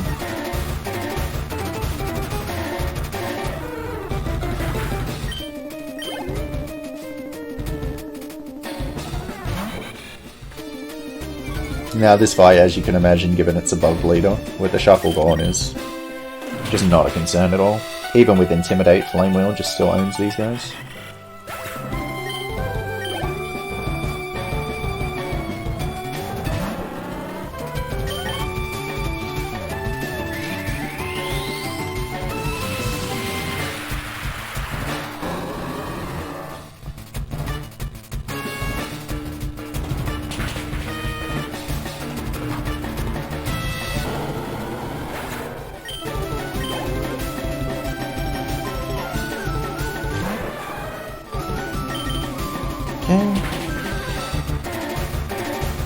it is a shame about my health, not having Blaze here, but not much I can do about that.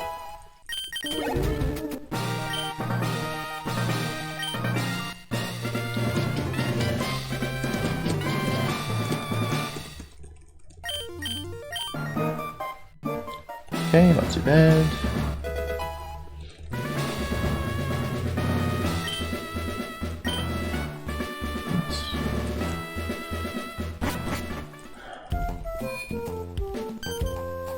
Alright, Rival comes on and gives me the gas mask, which lets me continue.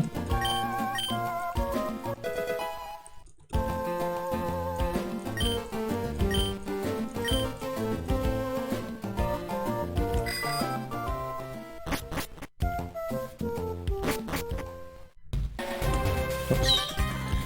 Alright, so I won't be able to one-hit this Arbok because I'm not in Blaze.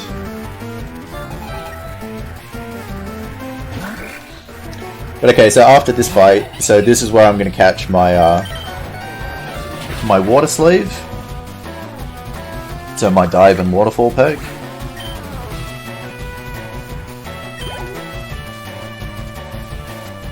So I'm just going to YOLO the grass after this trainer and then just get to the water and hopefully find what will hopefully be a Wooper. I want to hit the Arbok without Blaze?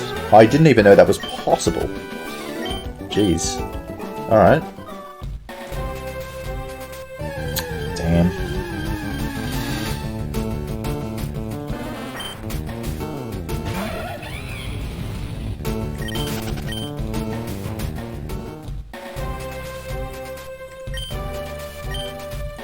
Water looks filthy.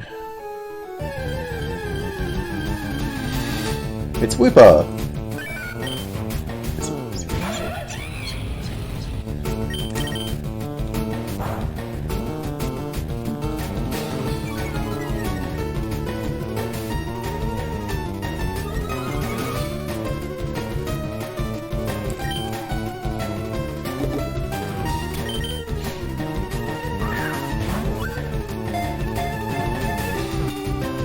Alright, so this is another part of the game where you power up significantly in a really, really short space of time. And that it's not really because of the Whipper at all, but it is because of this. Lucky Egg.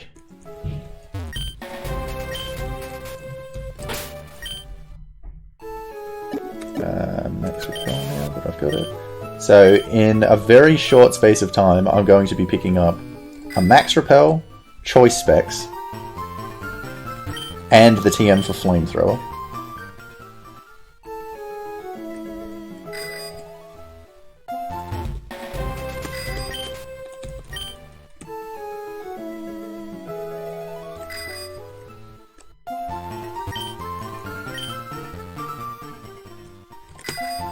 Okay.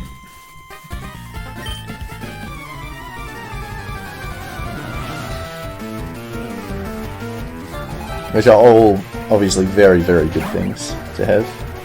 The choice specs don't get used too much, but they are very useful and like enormously useful when they are used.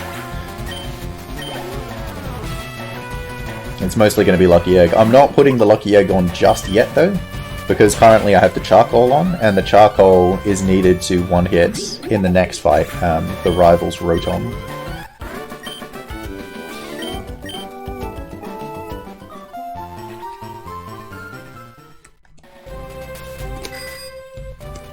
Okay, here are my choice specs.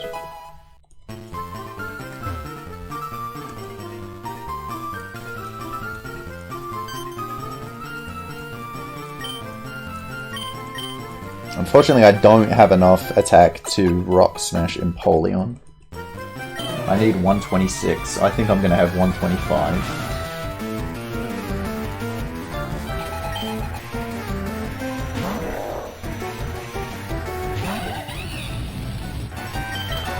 Again, leaves a bit fake out, but there's nothing I can do about it. Got no X items.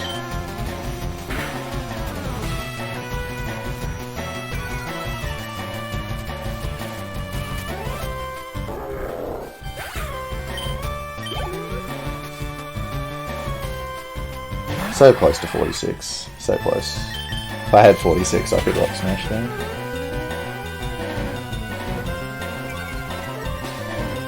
Correct! That's one of the very rare times that someone's guessed a sound in the background during one of my runs. Oh, was it 123? I wasn't even that close. So I can't one-hit this Altaria, so I'm going to use Flame Wheel first before Rock Tomb, because I'll still outspeed. I'm also going to switch Rock Tomb to slot 1 here, because I'm going to teach Flamethrower over Rock Tomb after this fight, so switching it to slot 1, I don't have to scroll down, and Flamethrower in slot 1 obviously good.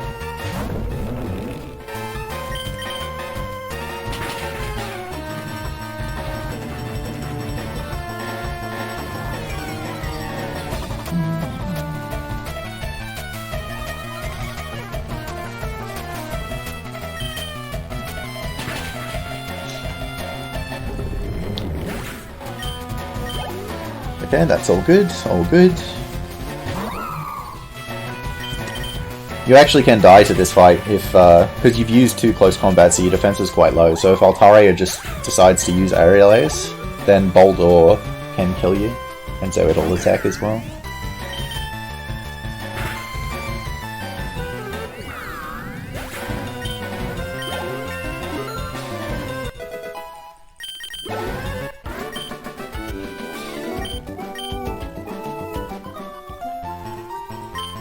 Okay.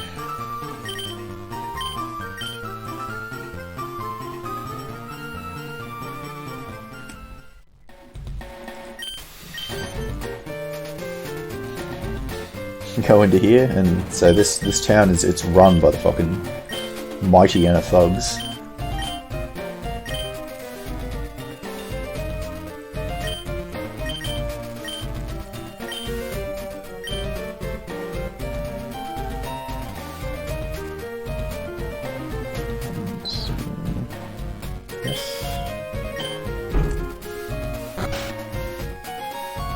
So this is another instance where, so I have to come here later, but I'm doing it early, because this is where the TM for Flamethrower is, so I want Flamethrower for this gym. I need Flamethrower for this gym.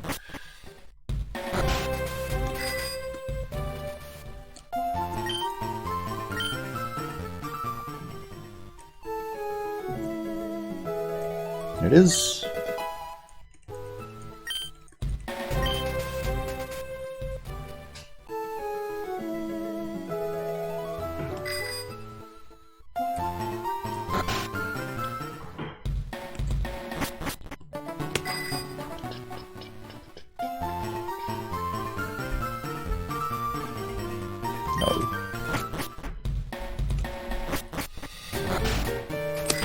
Okay.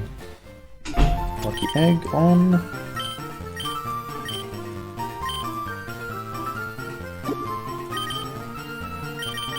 And we'll teach Flamethrower.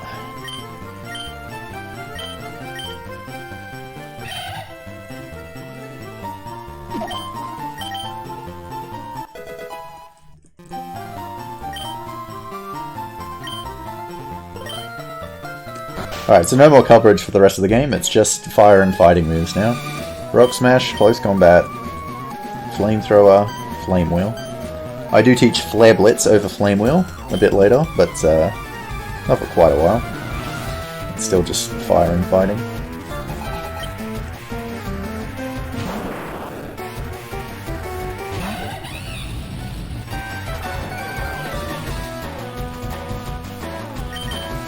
You can see already, as soon as I get Flamethrower, it's really useful here, because, you know, Intimidate, Poison type. I'm not killing this without Flamethrower. And it's much faster than using Close Combat against Mightyena as well. But so after this fight, this segment gets a bit silly, especially the Akudo fight after here. So I need Blaze. It's not I want Blaze, I need Blaze for the gym leader in this town. So I need to be taking damage. And I ideally want it for the trainers in his gym as well.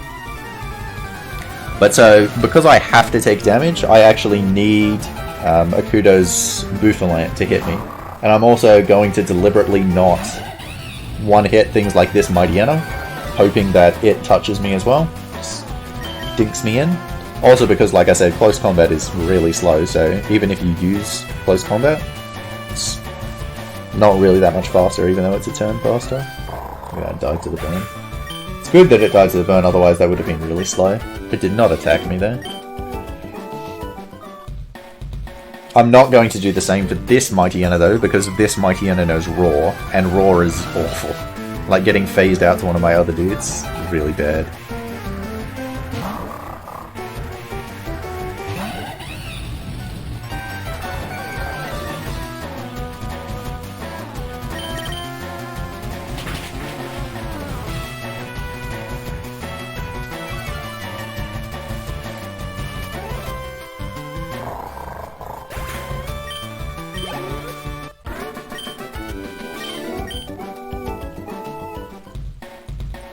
Okay, so gonna need to take some damage here off this guy.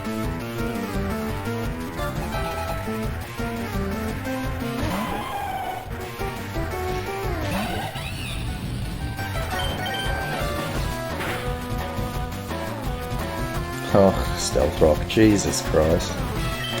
I need you to attack me, man. I may end up throwing a Pokeball at Bouffalant here.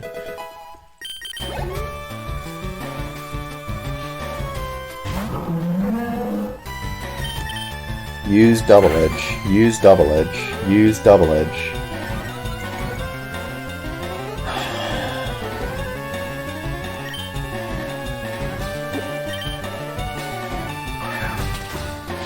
Use Double Edge. Thank you. There we go, into Blaze. That's a really good amount of health in Blaze as well. Like, I won't die to a priority move, but I'll keep Blaze like all the way through.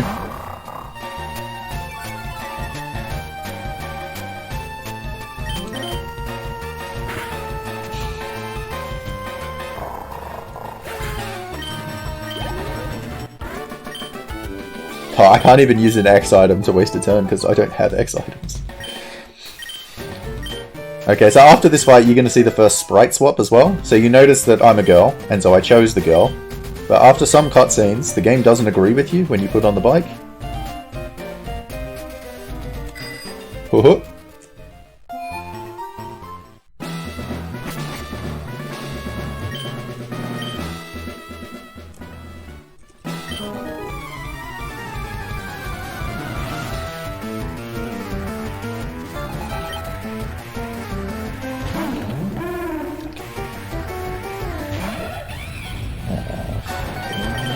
I've got Blaze so I can flame all these dudes, which is good for my flamethrower PP as well.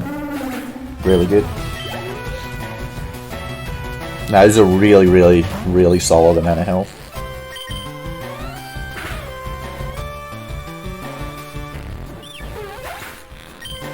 And because I still have a potion and a citrus berry, I should be able to keep Blaze all the way through to whatever the Steel New Elder's name is.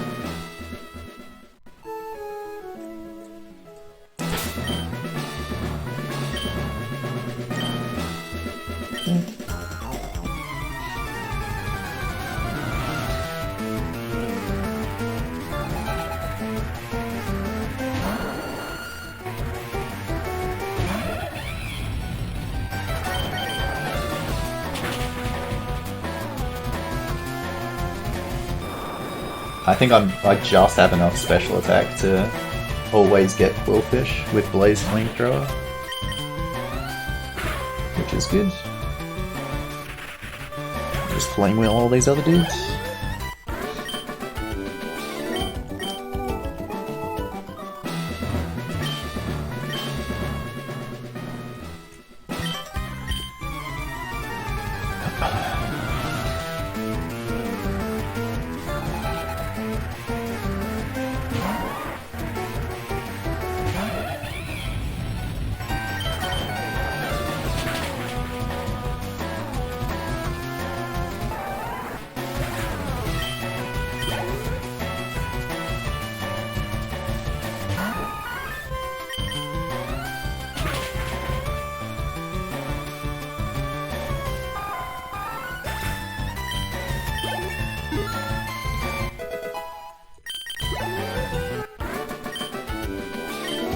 Yep.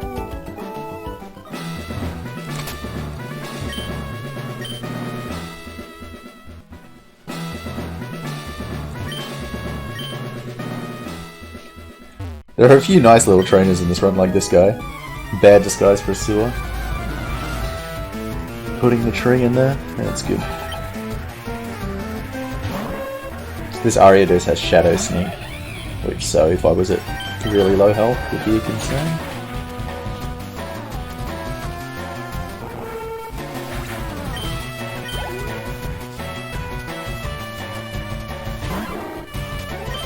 I need Blaze to kill this Quillfish. So if I didn't have Blaze yet, I would get it off this Quillfish. Or I would try to. Could also get it off the muck afterwards, but really want it before the muck.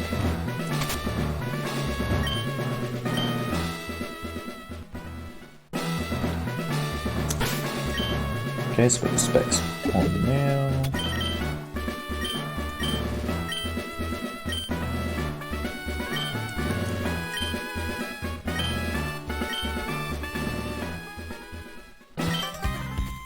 Because even with Blaze, I can't one-hit the muck without the specs on. But so the reason I really need the specs is for the gym leader. So the gym leader has... So, like, every prominent trainer from this point has a Mega. And his Mega is Mega Venusaur. And Mega Venusaur is bulky. And so even though it's a grass type, it has thick fat, so... Without the choice specs, you do not one-hit it. Without Blaze and the choice specs, you don't one-hit it. And it just, like, it's... No matter what you do, if you're not one-hitting all of these pokes, you're just in this really awkward spot where... You know, if you're... You know, if you have, like, either Blaze or specs, then you put Venusaur to, like, 10 health. And so then it's just gonna heal, and it's just... awful garbage. Or if you do less to Venusaur, then... Like, you only do, like, a half, then you end up having his other pokes just living. It's just awful. So you really need this to happen.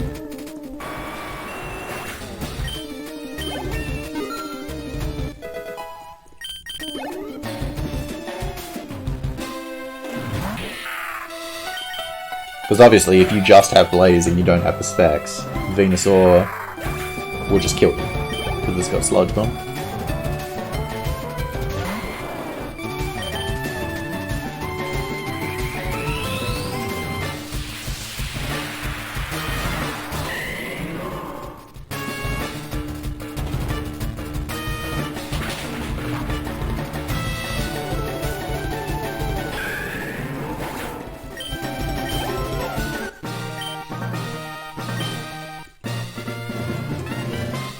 Alright, so that's the 5th gym done.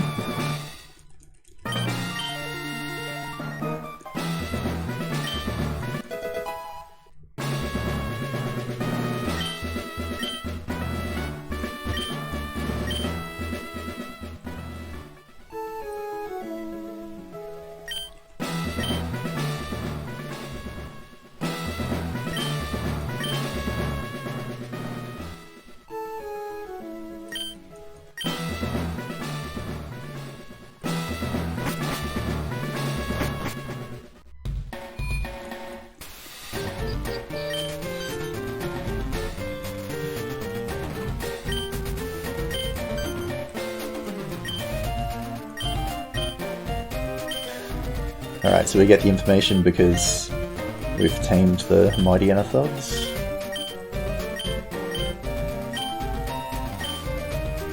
So the reason I had to do that is it triggers a cutscene after this one, where I can get the HM for Rock Climb, which is why I got that Zigzagoon. It's the main reason I got the Zigzagoon earlier. It being a Zigzagoon so it could learn Surf was just a side effect. Bidoof would have been fine as well. Oh, come on. Get in there. Take this one.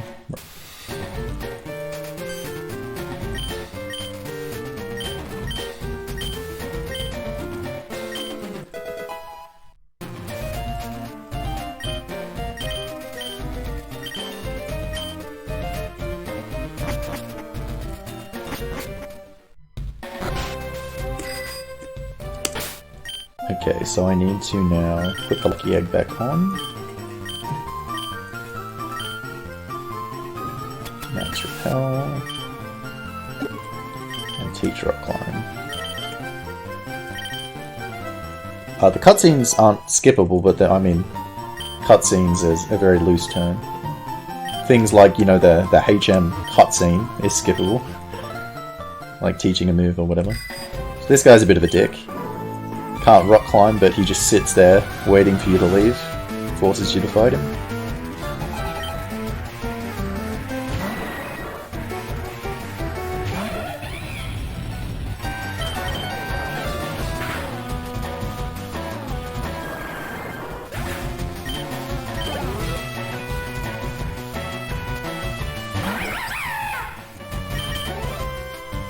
I don't have any supers left, do I?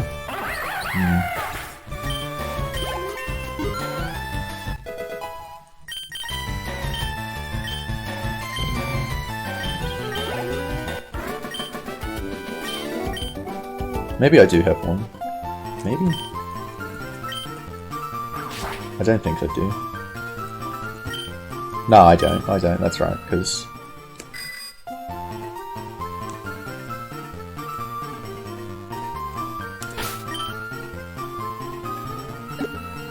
No, I'm not going to. Not yet. We'll see what Sudowoodo does.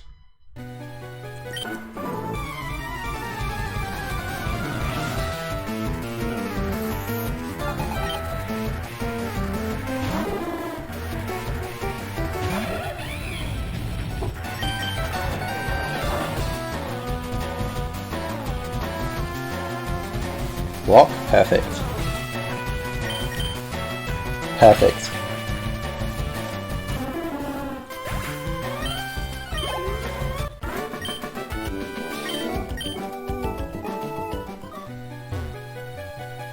Awesome.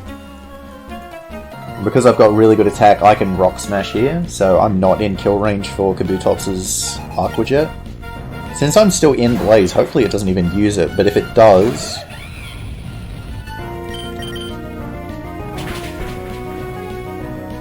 I've still got the potion, so that I can stay in Blaze and not die, or the citrus. Yeah, it did use it.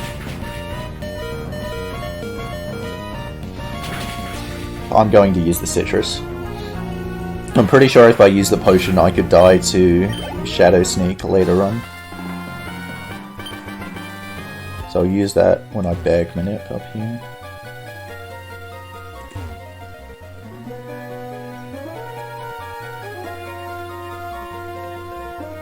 Spin.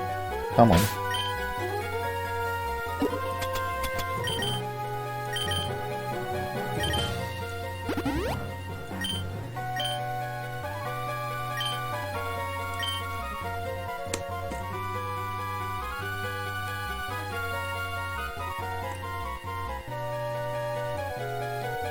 See that free citrus berry coming in handy?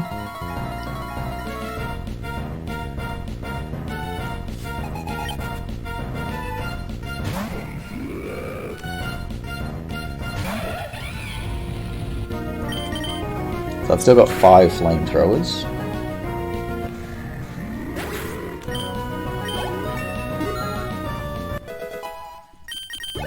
Okay, I have enough attack to rock smash Mamoswine. So my 5 flamethrowers will be... Claydol. Wait, do I have a revive? I don't think I do.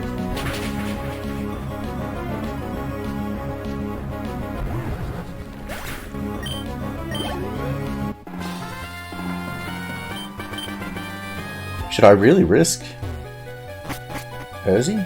Maybe I'll save before him.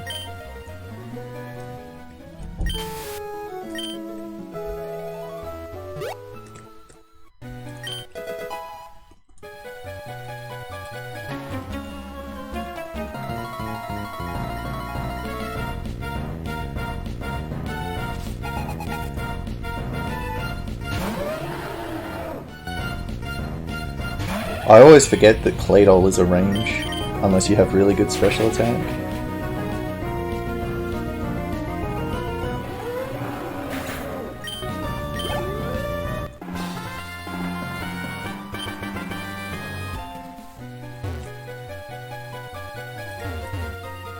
Just get around the range there.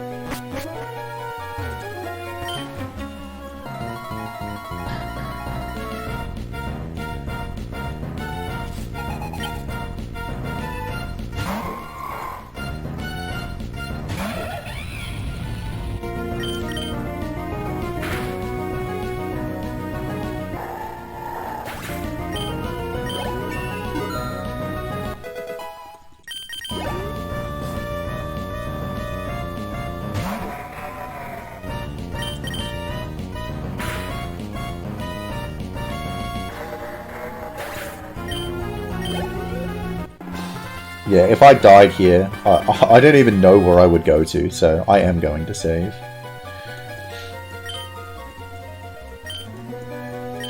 I'll do that after, you know, it wouldn't be a Gen 3 skin game unless we had some amazing fun reading Braille.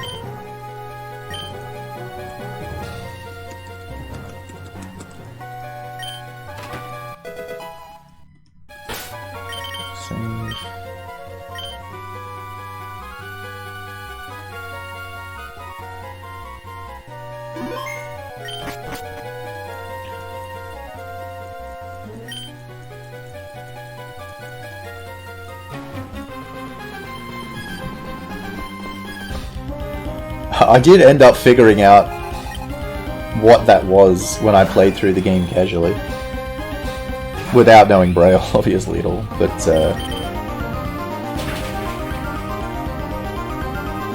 it did take me a few guesses. Even though I kind of knew what it was asking, it took me a few guesses to get it right, because it's asking you how many rocks are in the pools around you. But I didn't really know in what order it wanted them. So I kept entering a bunch of other things before I got it right.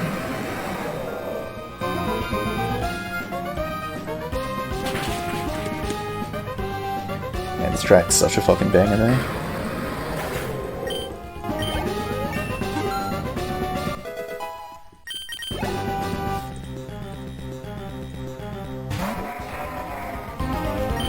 Don't quite have the special attack to be able to flamethrower this Credelia. Close combat. So the reason I saved is because of this clay doll here. So I'm just going to use Blaze Flamethrower, but it can live. And if it lives, I don't have any revives, so I'm boned.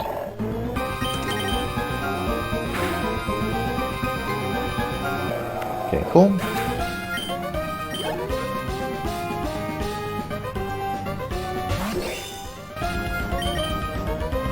Very good. That's a very good fight.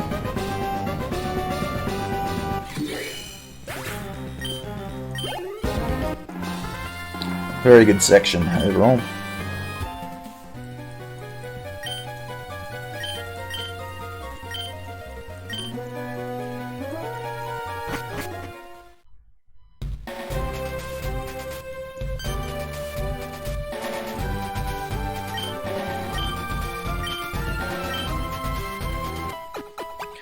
Okay, another nicely timed free heal.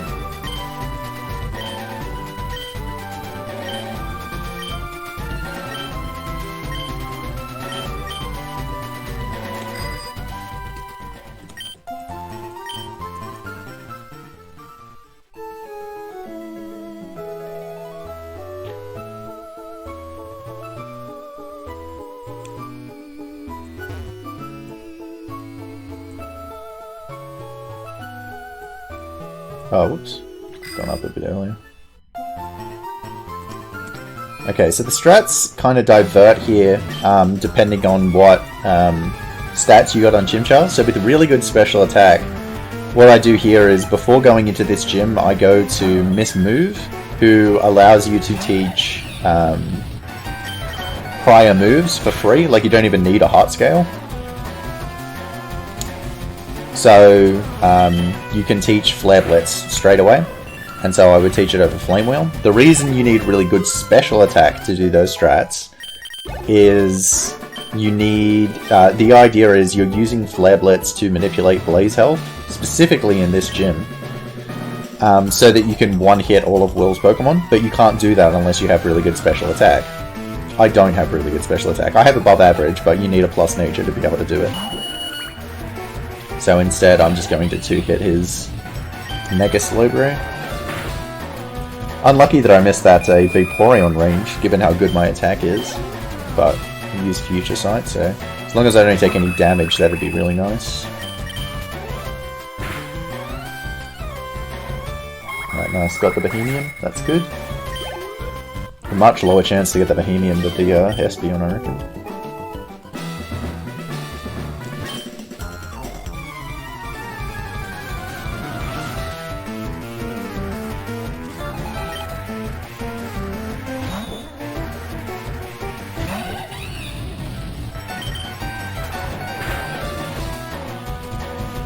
Alright, good, got the Chimecho. Can't one-hit the Musharna, hopefully it misses with Hypnosis.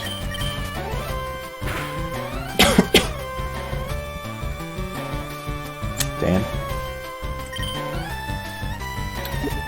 It's a lava cookie.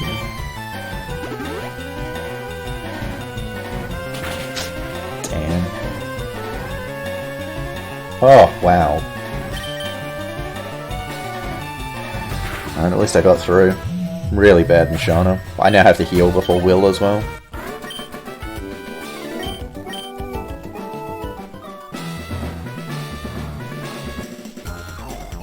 But I shouldn't take any more damage.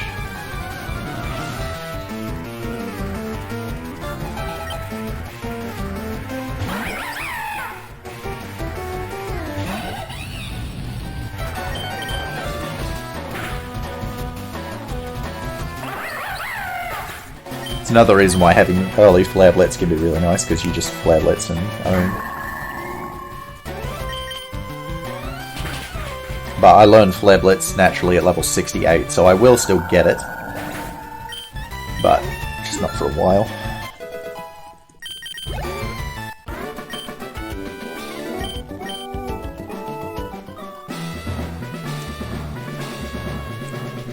And still having Flame Wheel at this stage does have its advantages, because with Flare Blitz, you have to use flamethrowers a lot more, so you have to get an extra ether. Actually, you have to get an extra elixir if you do those strats.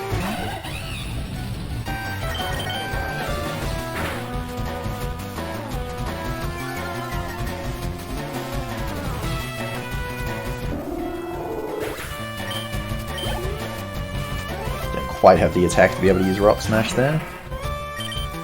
Almost, but not quite. Okay, so healing here, it's not a huge deal because I do have to menu anyway. Because I've got to put on the specs before Will.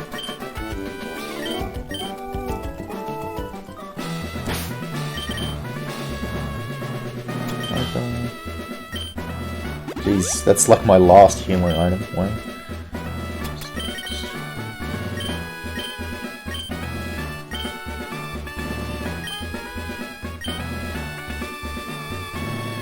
So as you can imagine, looking at this gym, it's like it's invisible paths. So you gotta know where the paths are. So this is the only other fight that I use the specs for, but again, insanely important in this fight that I have the specs. So this is also the only trainer that you would know from an actual game. It's Will from Johto. But so his Mega, as I mentioned before, is Mega Slowbro. So Mega Slowbro is just an awful poke for you to come up against, because all your moves are not very effective. So you can't take it out unless, like I said, you have extremely good special attack, and you have Blaze and the specs. But so without that, you don't even come close to one-hitting without the Blaze. But he's got Calm Mind. So you need to be able to two-hit even with him using Calm Mind, because if you don't, then he one-hits you with Psychic at +1. But you also don't want to get too good a roll, because if you get too good a roll, and you put him into healing range, then he heals after using Calm Mind, and then you can't two-hit him. And then you just lose, because then he uses Psychic. So, it's very, very particular, this fight.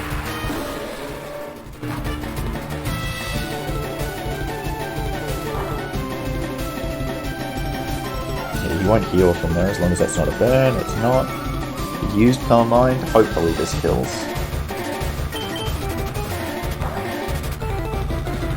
Good. Good.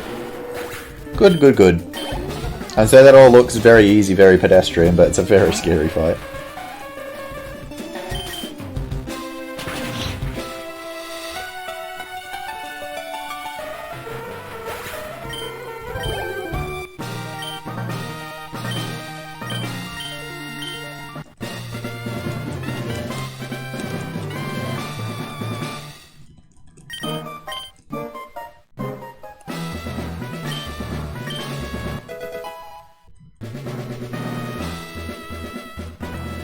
So to give you an idea of how good that little segment there was, even with me taking a safety save in the cave, I'm actually running against my splits, just locally, and that was my best split ever for that from Sid to Will.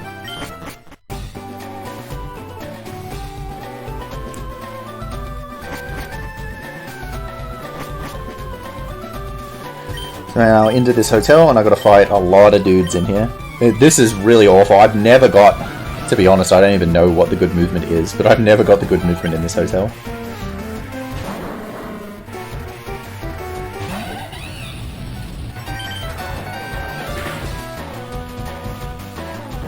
Ahead? What do you mean?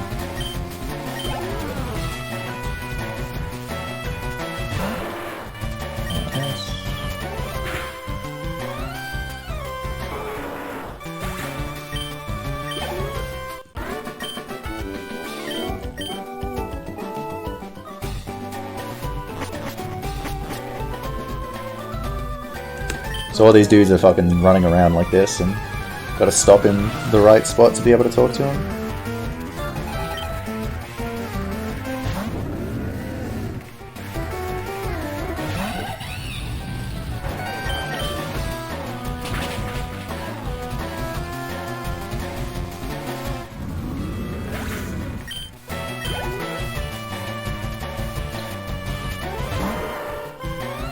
R10. If that is the case, I should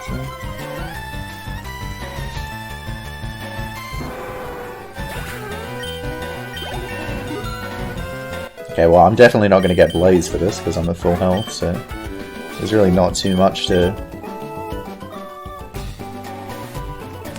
think about with these fights then.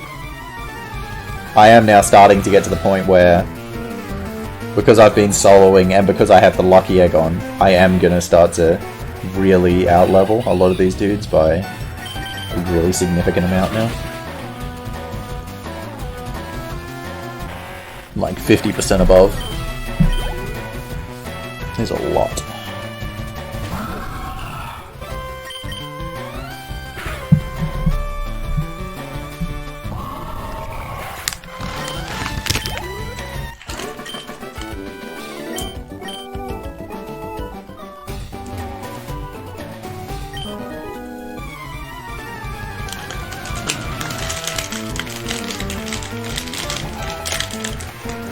Alright.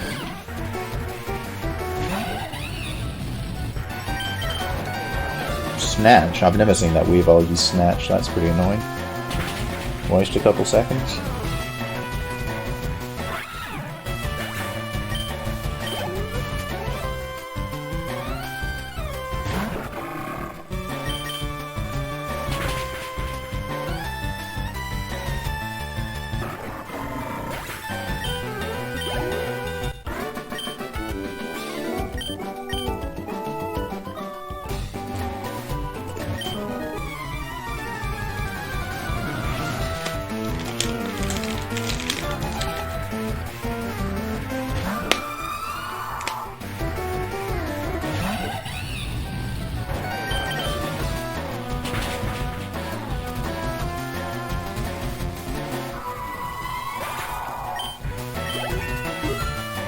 Alright, so my movement's been good so far. This is where I fall apart though. I don't know how to go from this guy to this next guy.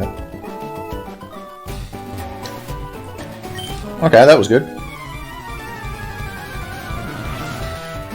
Hopefully I can just go straight down on this last guy here.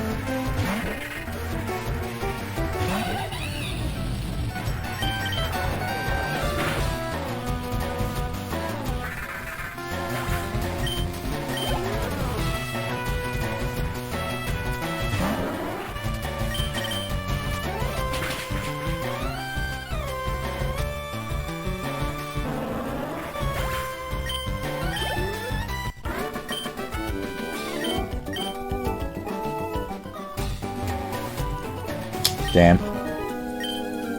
I was actually expecting to get him off the rebound like I did. I just thought he rebounded a bit quicker than he does.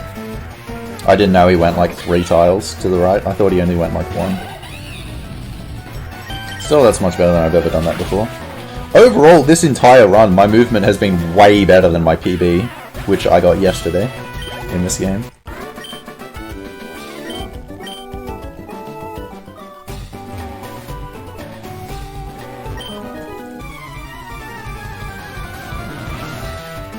I have to close combat this.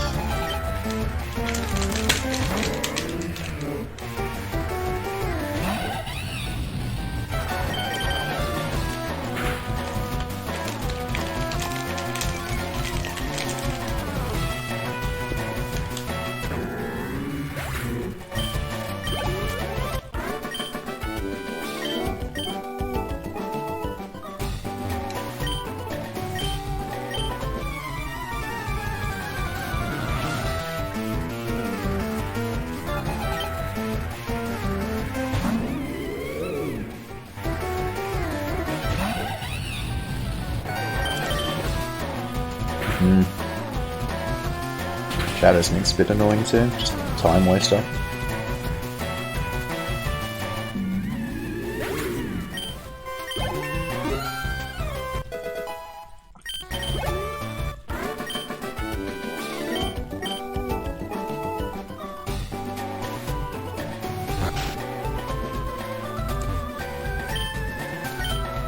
Okay, so this is another pretty humorous fight. So this guy is just like, let's have a really quiet battle so we don't wake up this guy. And then his team is X-Cloud and Noivern. It's very good. Very enjoyable. And so the Noivern is actually a bit of an arsehole, because again, it's a poke that I can't one-hit, and it has 2 really bad moves. One of them is Roost, the other one is Whirlwind. So I do not want to see either of those. I want to see either Air Cutter or Razor Wind.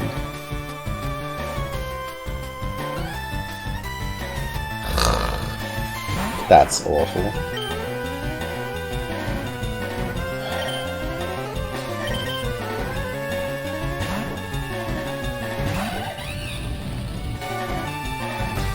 Oh no, that's actually really bad, because now Weedle's going to get enough experience to evolve in the double battle. Ugh.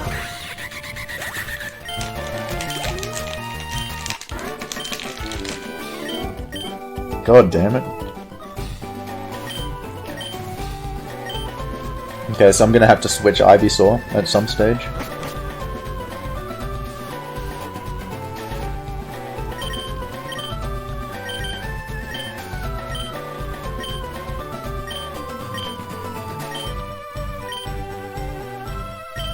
The little amount of experience that I lost on Infernape there will almost certainly not matter. I can't think of any spot that it matters. Your experience is extremely important until Will, because you only just get to level 58 before the Mega Slowbro, and if you're not level 58, like in the situation that I had where it used Calm Mind, you almost never kill with Flamethrower, and so you just lose. But after Will, I can't think of anywhere where it matters. A small amount like that.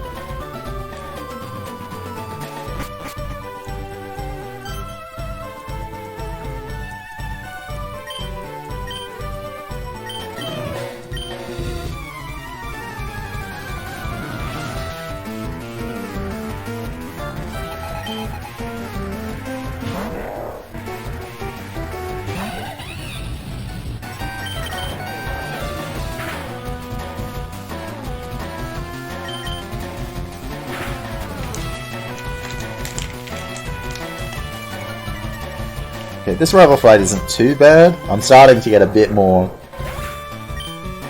significantly powerful than their pokes.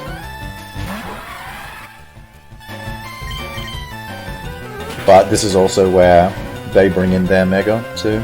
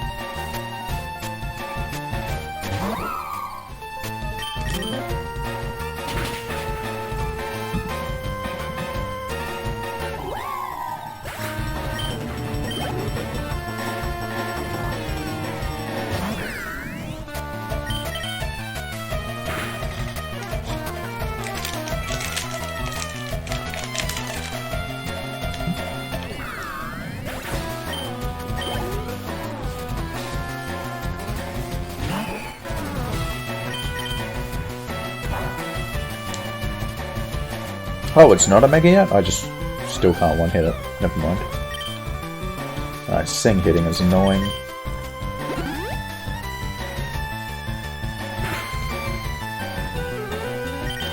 Alright, that's not a good Altaria, but oh well.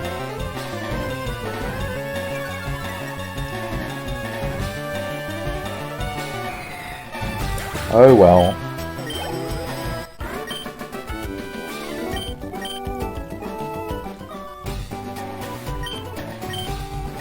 Alright, there's another sprite swap here. Hopefully, if you pay attention, I'll tell you if I get the Super Saiyan sprite as well. Let's see. There it is, look at that! Oh! Beautiful.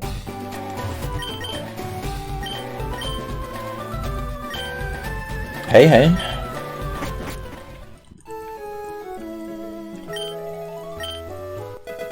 Alright, so over to the diving tours, get the HM for dive. So, I had a run a couple of days ago where I got to this point, and I had a Finneon as my my water slave, and I found out that Finneon cannot learn dive in this game, and it killed the run. It was pretty amusing. The reason I thought it could was because it can learn dive in Omega Ruby Alpha Sapphire, so... And this is up to Gen 6.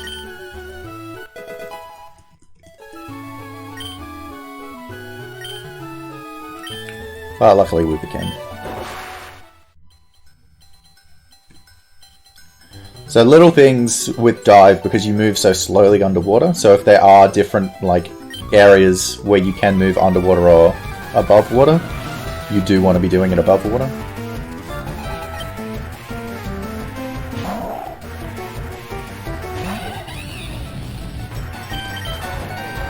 More pokes with thick fat, so have to use the super effective fighting. It's annoying with that Altaria because it hit me with Dragon Pulse as well. I am going to have to heal at some stage.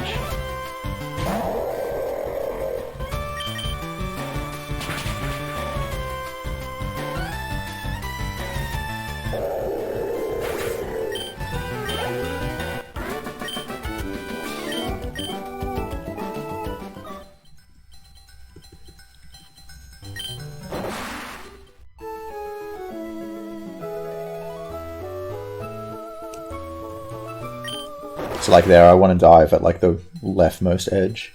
So I'm maximizing the amount of time I'm above the water.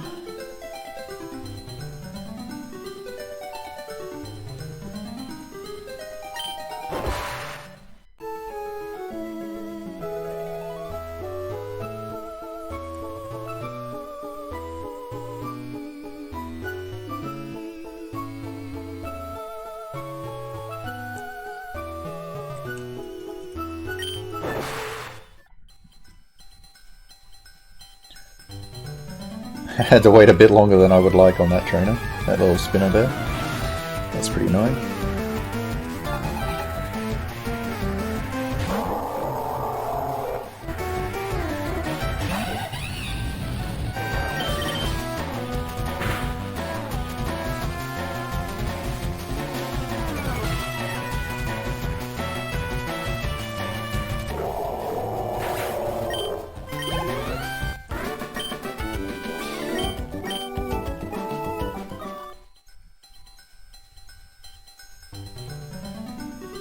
This hidden ether here.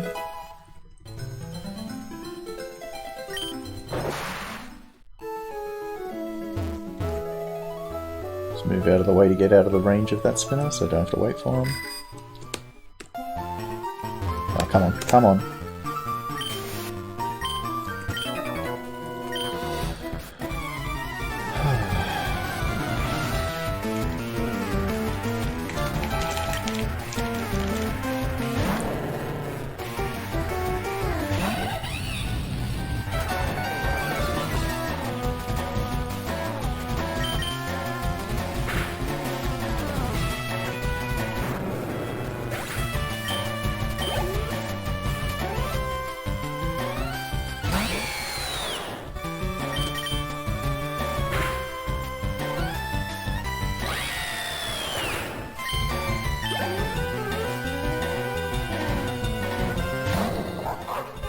So these trainers here, not too much of a concern. Like I said, I'm really starting to over-level them now.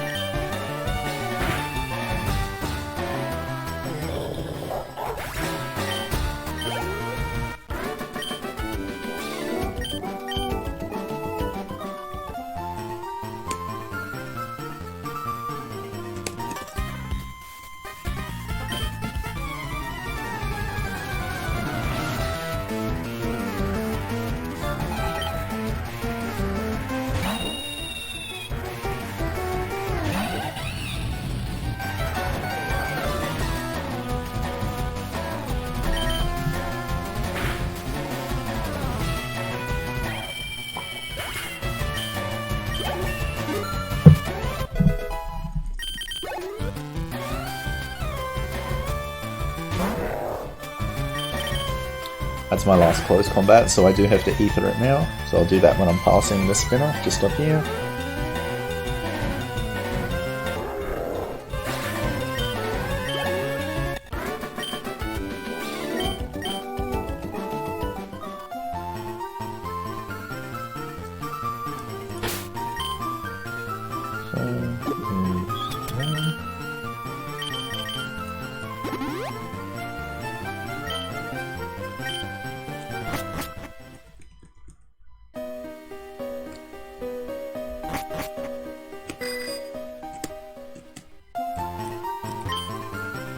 This movement is really awkward in this cave.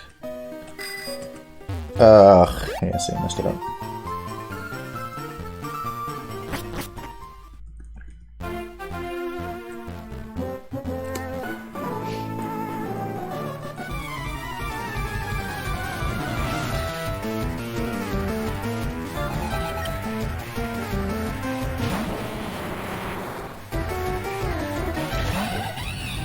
Another point in the run where I've never done the movement correctly.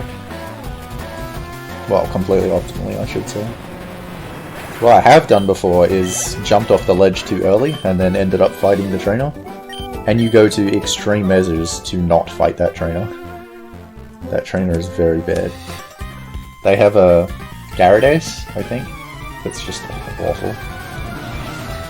Something else in the Gyarados. I forget what the other pick is. But the Gyarados is really, really bad.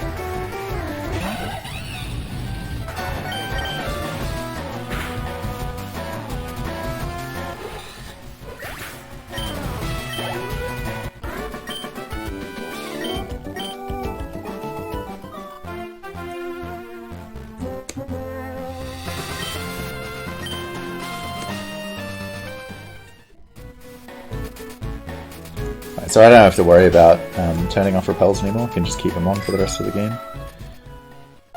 Because we get some safety now.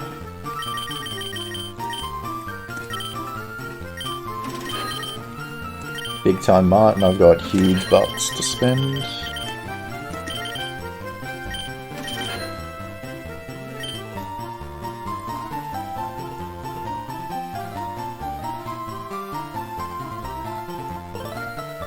Alright, and so here is, in homage to one of my favourite things in Fire Red Leaf Green, the Chansey Dance, which only real fucking old boys will know about when it comes to speedrunning. It's the Clefairy Dance. Unfortunately, Clefairy just fucks off.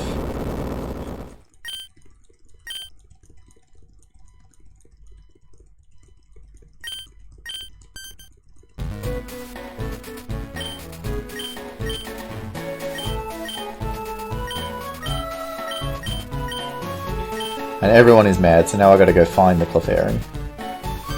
So the reason I have to find the Clefairy is I can't get past this town if I don't do it, because like the people are rioting. But the thing is, I actually can get past them. Like there's guys, after this I'm going to go to a bridge, and there's guys like going up and down on the bridge right now. But I actually can get past them because they move up and down, so if you like bonk them in spots, you can then wait until there's an opening and get past. But if you do that, the game gets mad at you, and they're just like, nah, you gotta listen to our rage. And then it just like teleports you back out.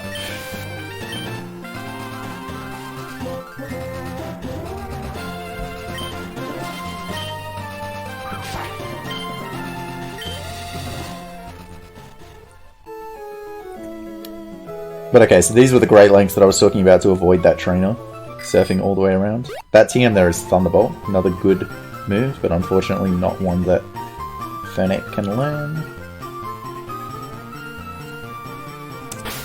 Okay, I'm gonna switch here. Switch front.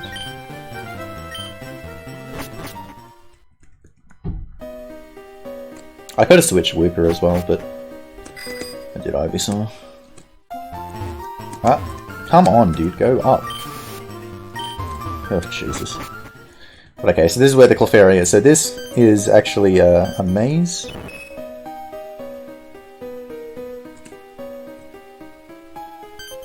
Well, a maze, it's a puzzle. So you have to approach from the right sides. If you approach from the wrong side, you have to do all of this over again. So like, here I'm approaching from the left here. If I approach from above, it would get mad and run off.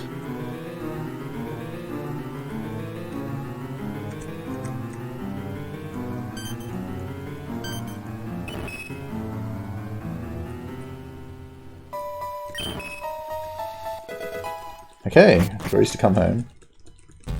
Now the Clefairy dance once more.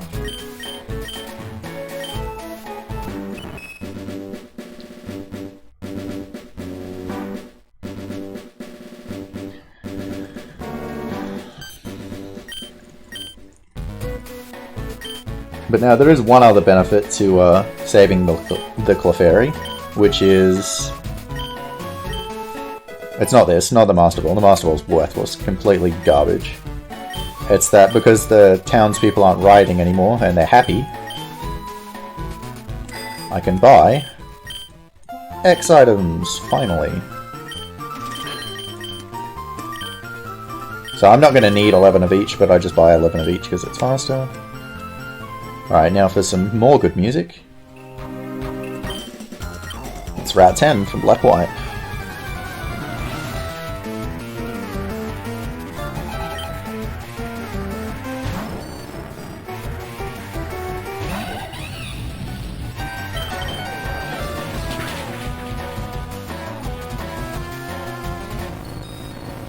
Unfortunately, there's not going to be another opportunity where I will waste a turn by throwing the Pokeball, so I will not be throwing the Master Ball.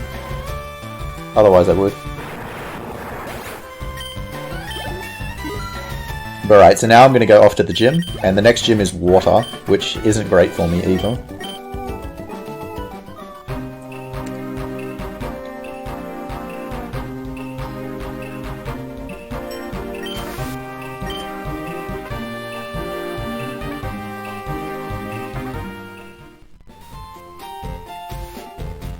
We will be hearing more of Route 10 later.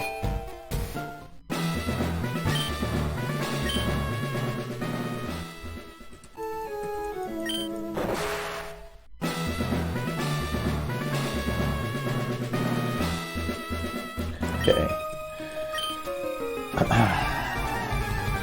So I'm going to use Rock Smash here even though it's not guaranteed to kill, because my close combat PP is important here.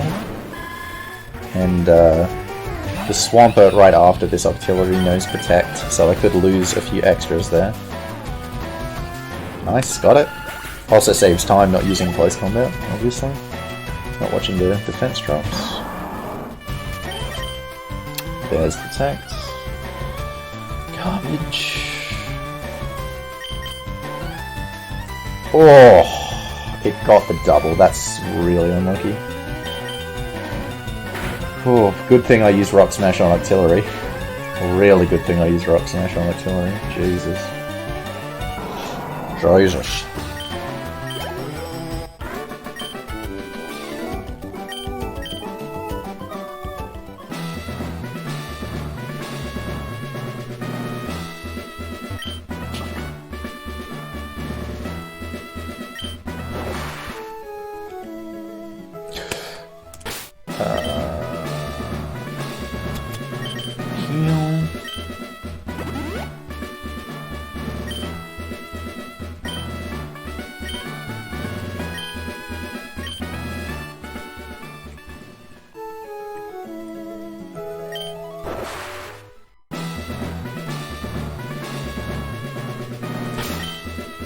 You can easily get baited into dropping down on the right edge of that dive spot, and if you do, the trainer will just hit you immediately.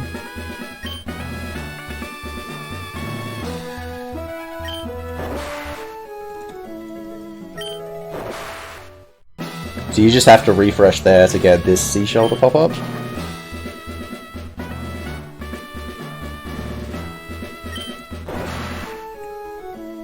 So that I can get to the gym leader. So this fight can be really bad. It's one where it's very good that you have X items now. Very good.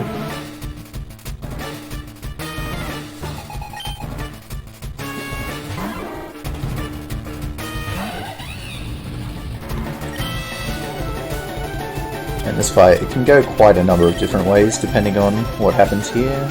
Poison Jab. Okay, let's go. Aqua Jet.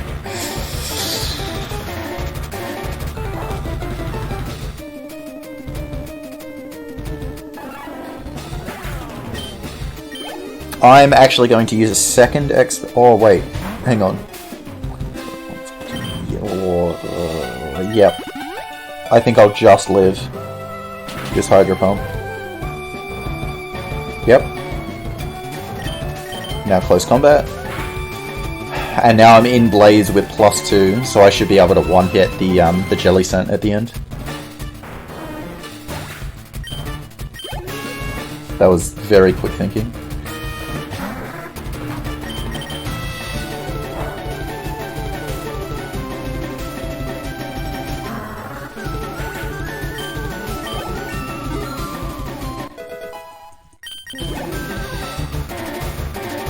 So I don't have to worry about the Pelipper being a range. I can just own him.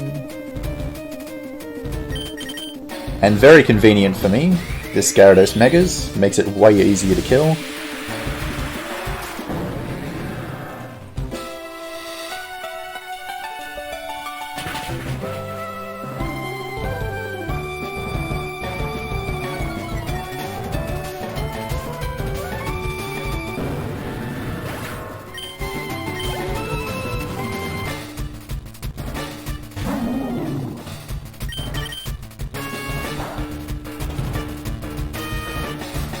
Very good, very good.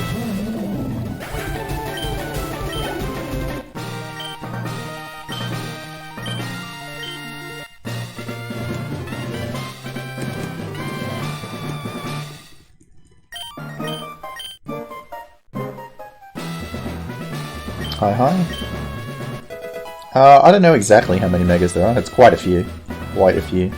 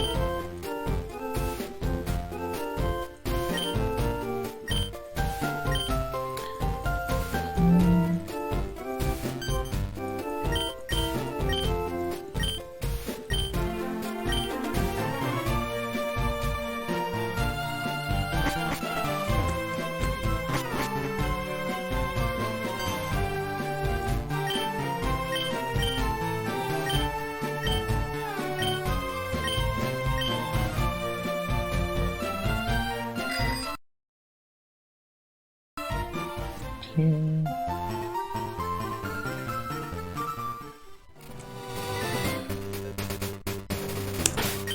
Shit. Wait, did they spin? Yeah, they do. That was bad on my part. I didn't quite see that they spun right when I did the opening the bag. I had to go in here to get the forklift key.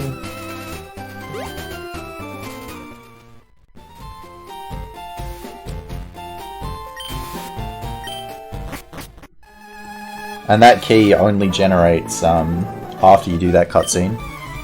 After giving Marina the tablet idol. Hey, what's going on?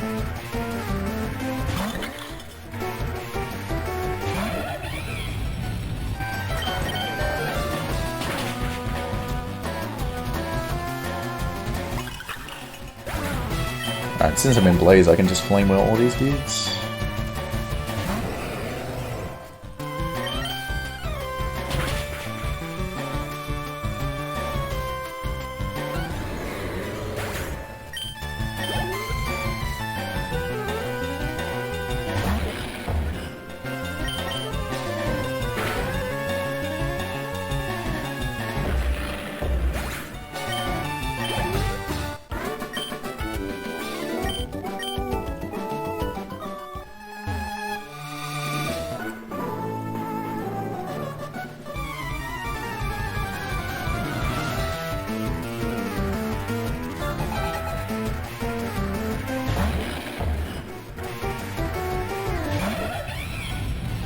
I've got so many extra flamethrowers that even though I could use flame wheel, I'm just going to use flamethrower just to save a little bit of menu time.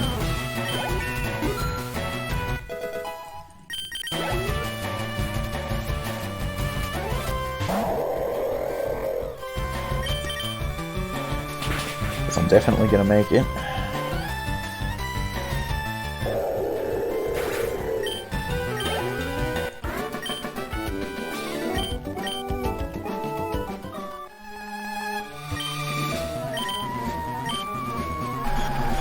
Okay, now I've got the key, I can go in here.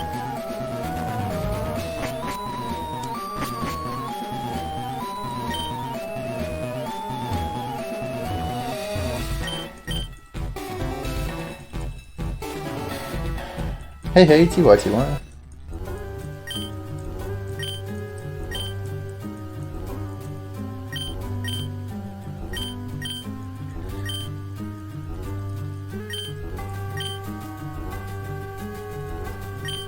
Let's just spy on this little meeting.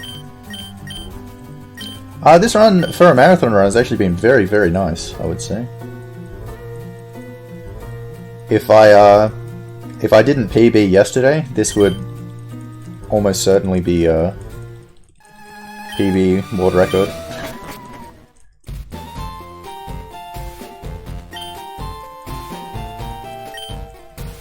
So I should be able to get sub 4 hours, which will be much better than I was expecting. Yes, let's teleport.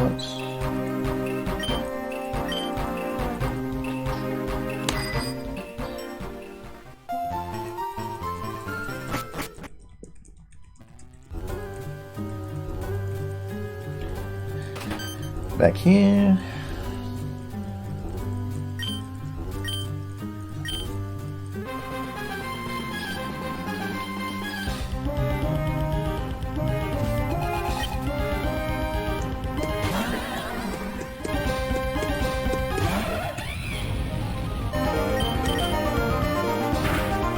The first of many Morgana fights that we're going to have over the next 30 minutes.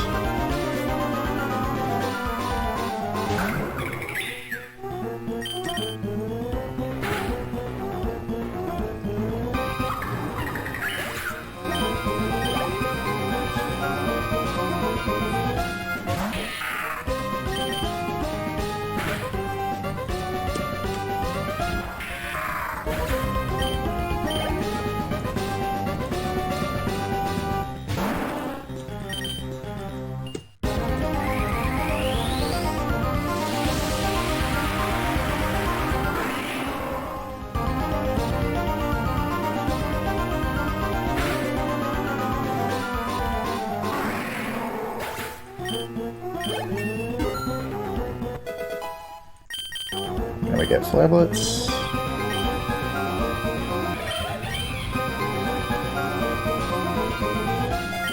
There's the final moveset. Nah, this is going to be my last run of Gaia, that I probably ever do.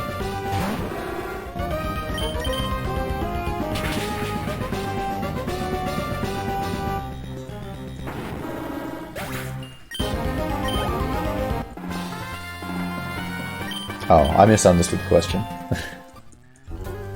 The obvious answer to that question would be yeah. But anyway.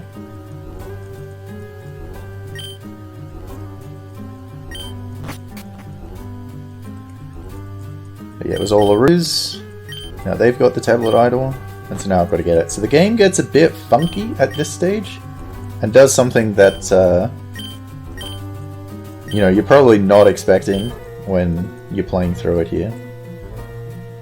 So we're now trapped, but we get through by Marina using strength here.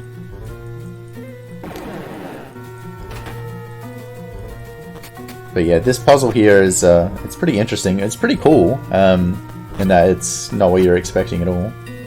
But for a speedrun, actually a bit interesting. So in my PB that I got yesterday, this was actually the only place that I died in my run. It was the only thing that really kept it from being, you know, a really nice run. That I had a death in here. So what happens is there's these statues, and you actually have to fight a Regigigas in them with one of the Regis. And you have to do these to be able to clear it, but you only have the Regis, like your party gets deleted for these fights. So while Regirock and Registeel easily win these fights because they resist tackle and have really high defense, you can lose with Regice, and that's exactly what happened in my PB. That's a much better Regirock. I'm definitely going to 2-hit this time. Yeah, Infernape's holding a lucky egg.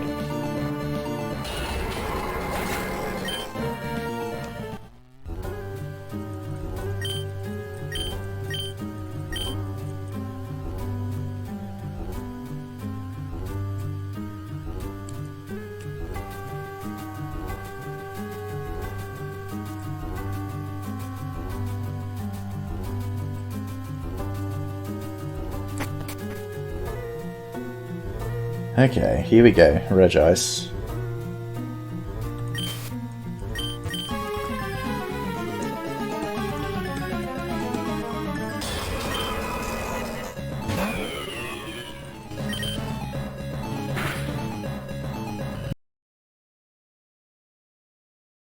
Okay, that's good defense. I should be fine. Oh, my special attack is garbage though. Oh, that's a better roll. I should just get the 3-hit here, I think. That's a critical. I better bloody fucking get the 3-hit here. Oh. Oh, only just. Only just.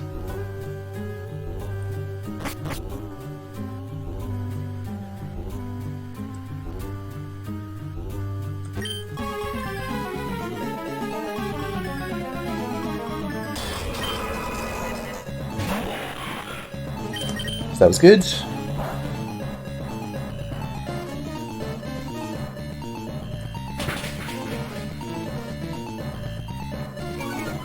kind of an average Registeel, so I should be fine to finish the Flash Cannon.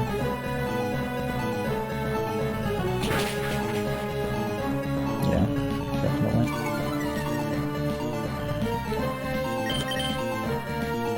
So okay, that was good.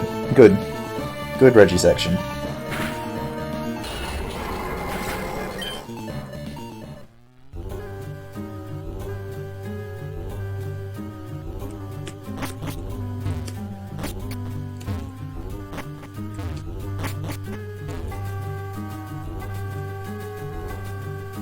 Okay. And so this is an unfortunate part where you don't get the choice to teleport or not. So when you exit this cave, this is actually much later in the game. I would like to stay here if possible. I'd be able to skip a fair amount of the game if they let me, but they don't.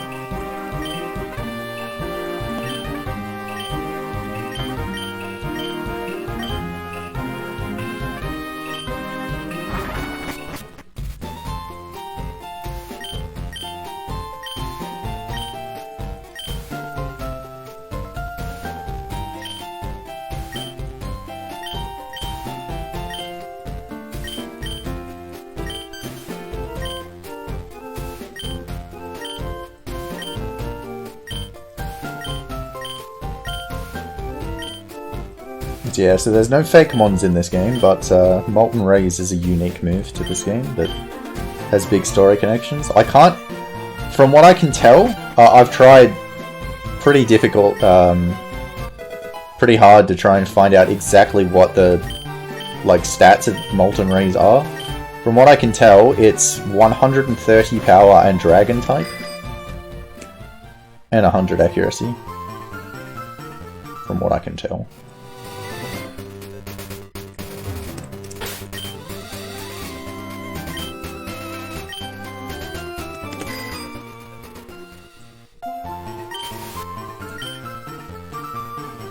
Okay, gotta be really careful with the movement here. If you don't go right to the edges like that, that spinner there can hit you. Okay, now for the last gym.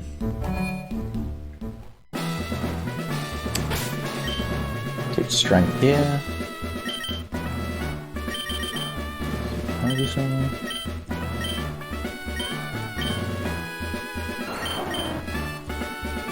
Gonna keep sleep powder so I can use it in that double fight. Okay, come on. So, the strength puzzles in this gym are actually pretty cool. I actually really like the puzzles that they gave. They're pretty interesting.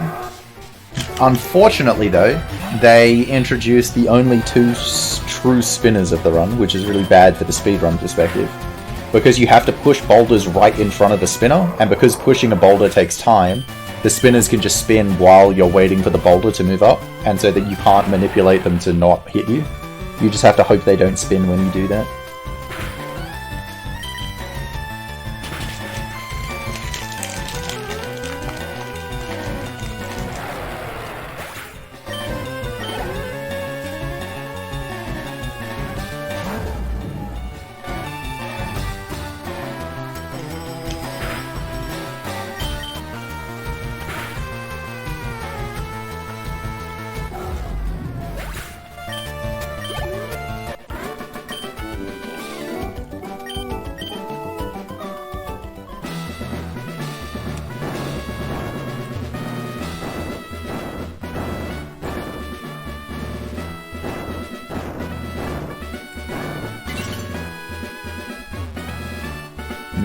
Damn it.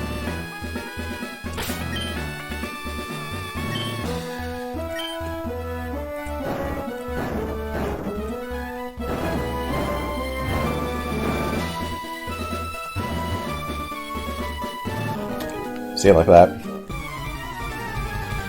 Unlucky.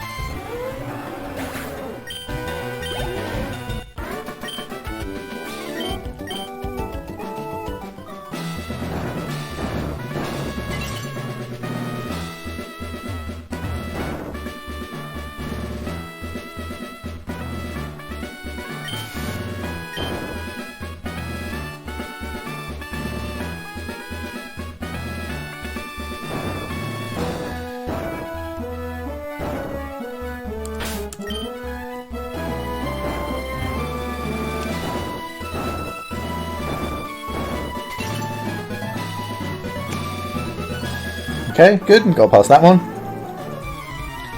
And that one obviously you have to get past quite a number of times.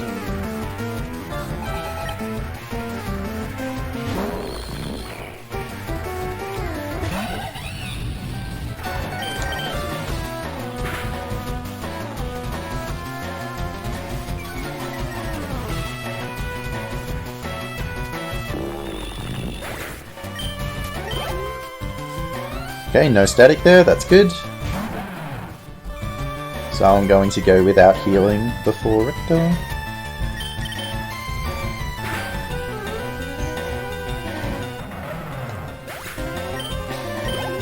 This is obviously a ground gym, so Richter is a very, very... Again, a really dangerous fight. In that I should win because I'll be prepared for it, but if you don't do it correctly, you'll almost certainly end up dying.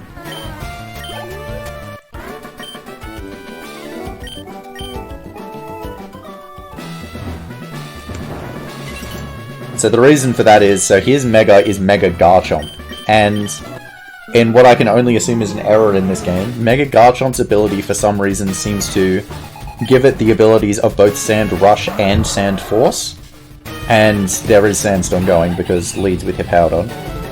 So it doubles its speed and it increases its power, so once it Megas, it's faster than you and one hits you. Toxic's really annoying, I have to full restore.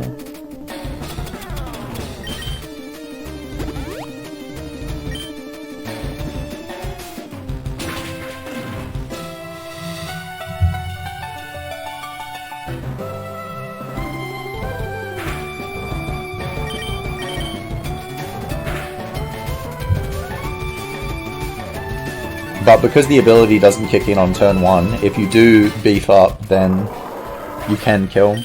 I'm not out of the woods yet though, because he's also got Dugtrio, and the Dugtrio's ability is Sand Veil, so I can miss, and if I miss, Dugtrio will kill me.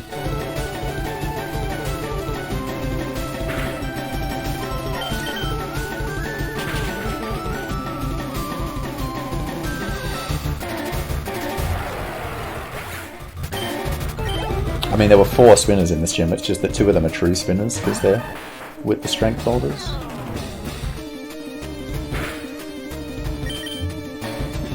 Alright, good. Very good.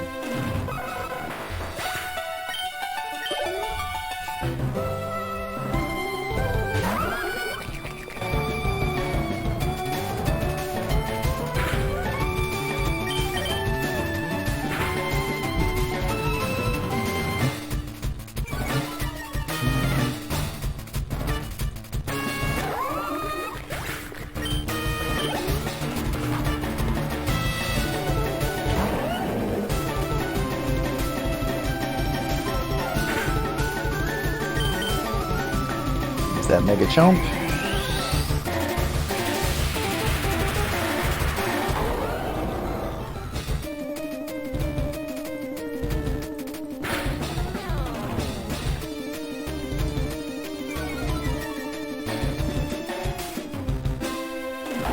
But when you're prepared, it all looks very easy, very pedestrian.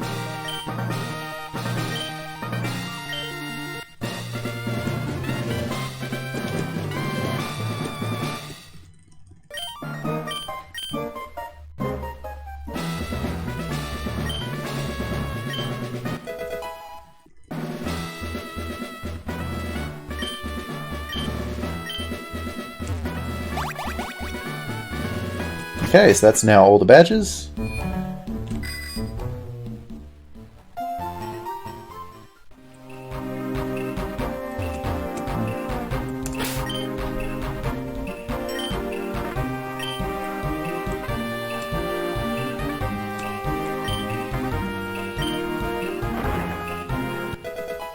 Come on, don't need shards.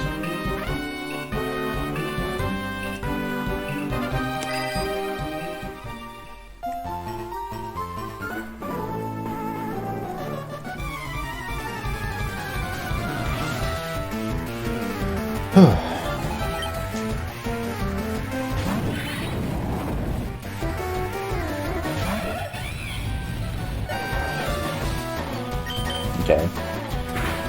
So this route is annoying in that it has Sandstorm going. There is only 2 fights, so this one is, you know, just completely just one hit, it's not a problem. But the next fight is a rival fight. And in the Sandstorm, it's very long.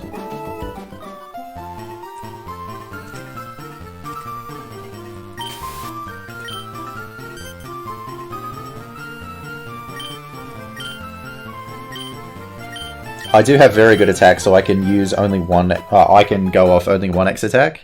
Usually you have to use 2, which is good because if you use 2, you have a very, very high chance of dying in this fight. Like, just revive, because I've got plenty of revives. But that's still very slow.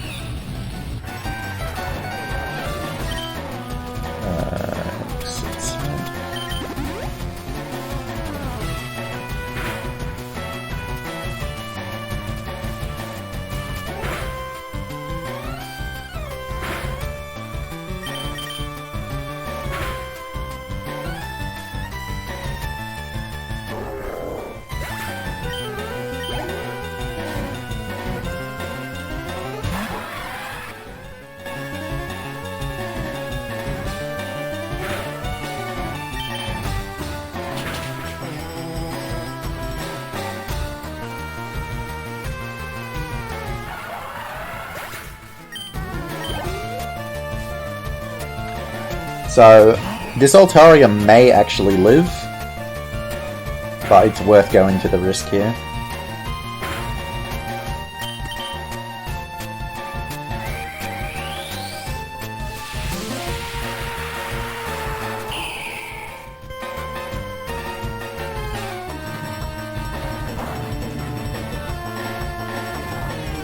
Didn't get it, but it'll die to Sandstorm.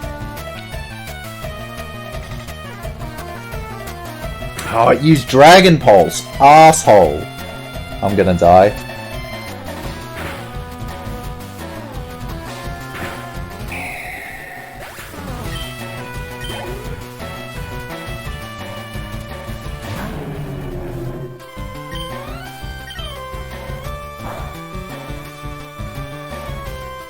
Oh damn, that does way more than I thought. Damn.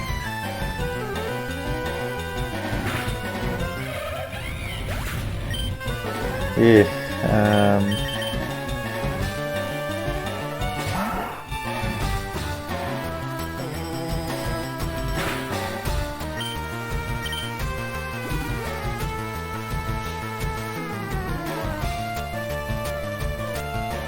oh right, because I X attacked. Yeah, that's yeah.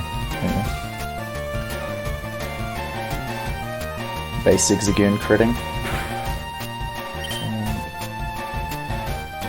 There's no advice.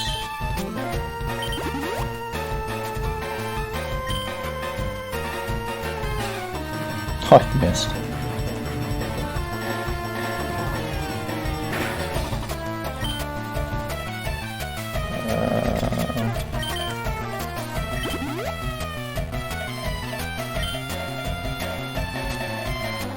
Oh my god, dude.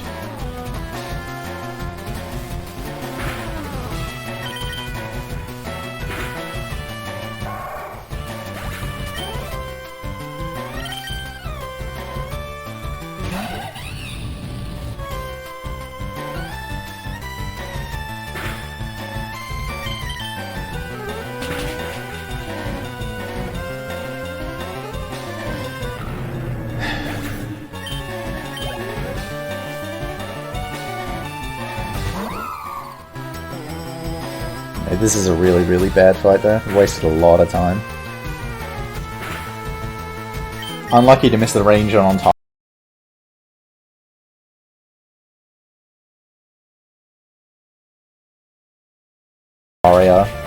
Really unlucky that it attacked.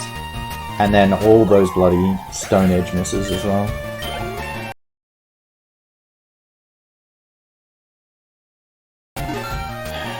Really bad fight.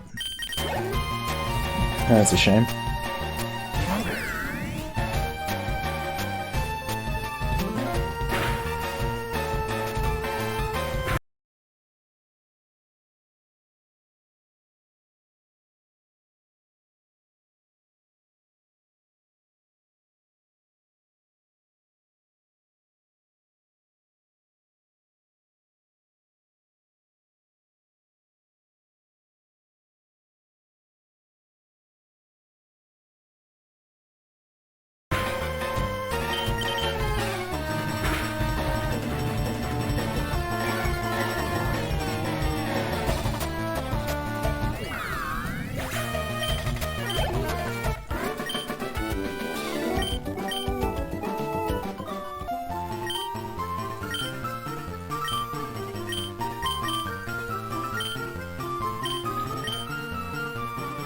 Oh, she still goes down, damn it. I deliberately positioned myself in the middle here, thinking they would go above me.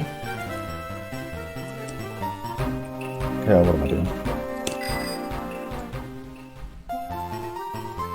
I thought it would make the cutscene after the fight a bit faster. But apparently not, they still go below you. It's dumb. Alright, so now we visit old Herschel. Ask him to save the world. And he just says, "No, fuck you. Sorry, kids."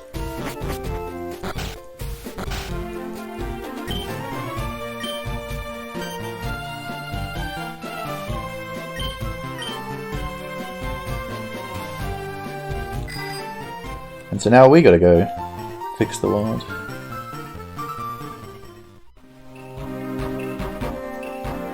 Come on.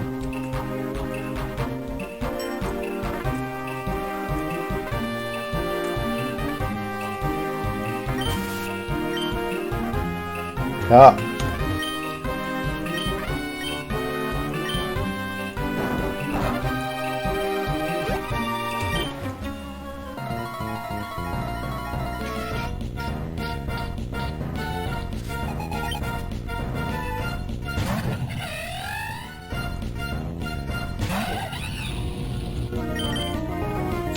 I've got a lot of health here, because I could heal again. The hope is that I don't have to heal on Salamence. I would need to hold... Wait, is Molten Ray's special? Yeah, it's special. Crap.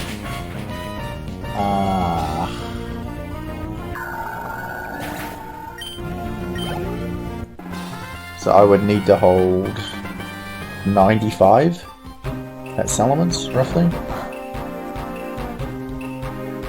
I think it's unlikely that I'm going to still have 95 at Salamence.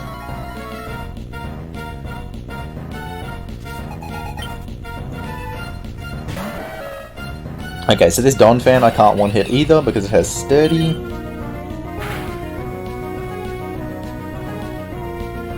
It can also kill me.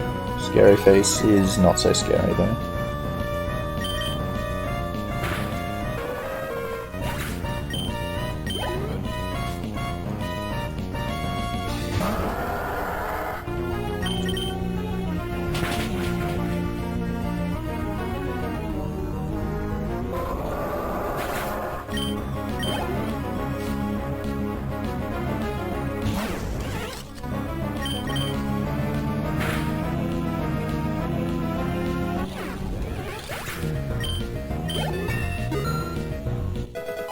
Alright, not bad, not bad.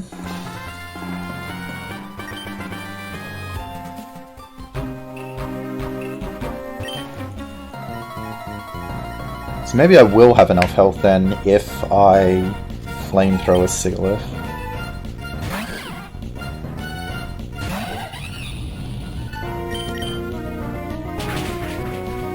Because I'm not in Blaze, I'm going to have to Flare Blitz Miss Magius and Mega Gengar.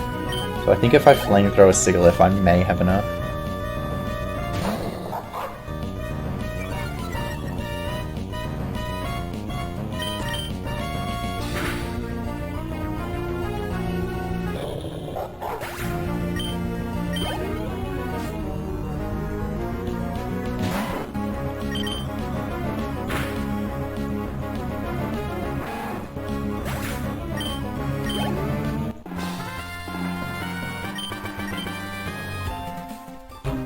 Nice. Okay. Now it's time for some non-stop banging music. We got a lot of the Elder Knights theme here. Like 5 fights in a row.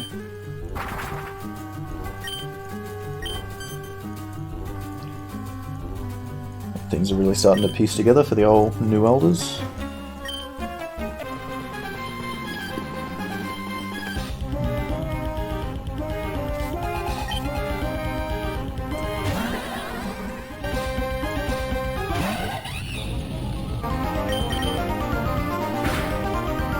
Definitely going to be a range if I do flamethrower Sigalith.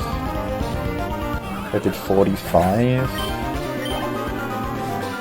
Gengar will do that the same. Alright, I'm gonna risk it.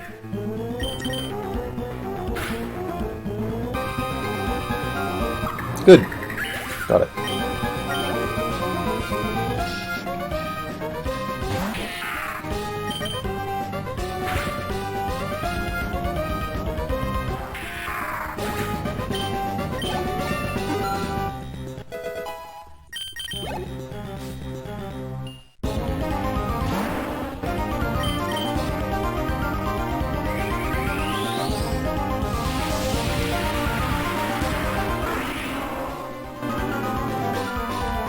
And so I think the max Salamence will be able to do will be 97. 97, there we go. Alright, it'd be pretty unlucky if it gets a max roll anyway.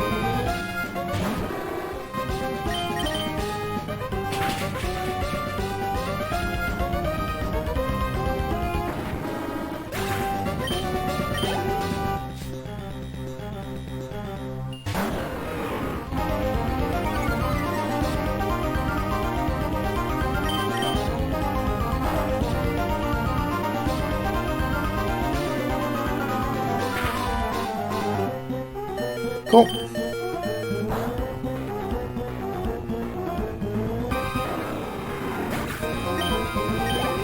Alright, that's perfect.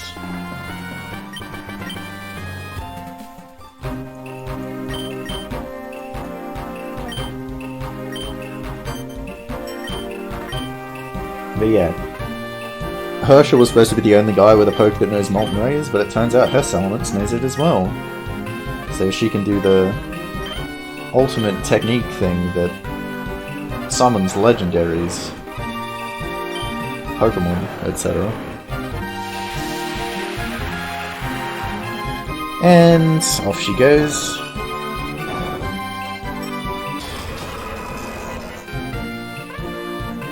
Peace.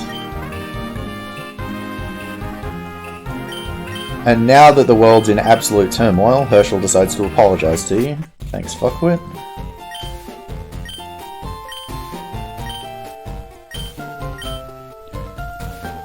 On the extremely bright side, he does offer you his Alakazam to allow you to teleport, because now basically we've got to go back to those 3 other statues that you saw throughout the run earlier, and collect fragments to make another tablet idol, so that we can go chase after Morgana.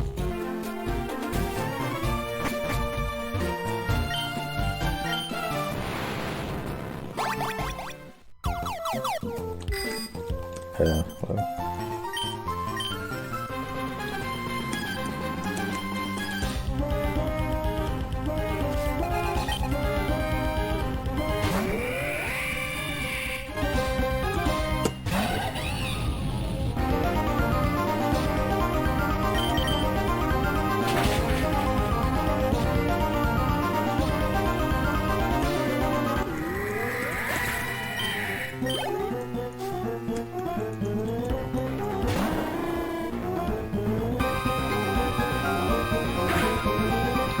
Right, so I'm going to use Flare Blitz here to kill this Noctowl, because I want to be having Blaze for a large majority of this section. And the health I take there should get me to a really nice range, as long as I don't miss Frostlass due to Snow Cloak.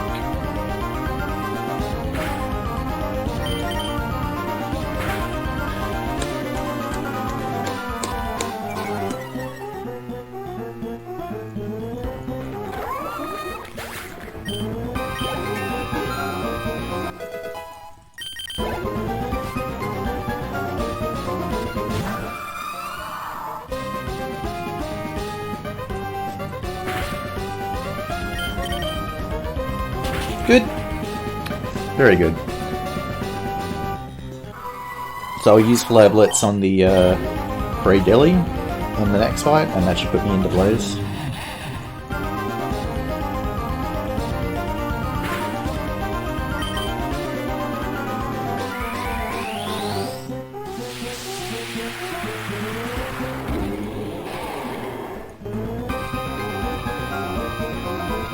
Okay, I've almost known not really a threat too.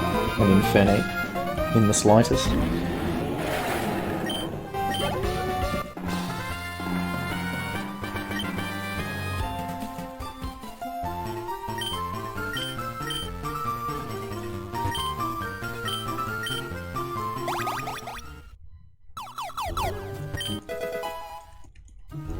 Okay, that's one piece.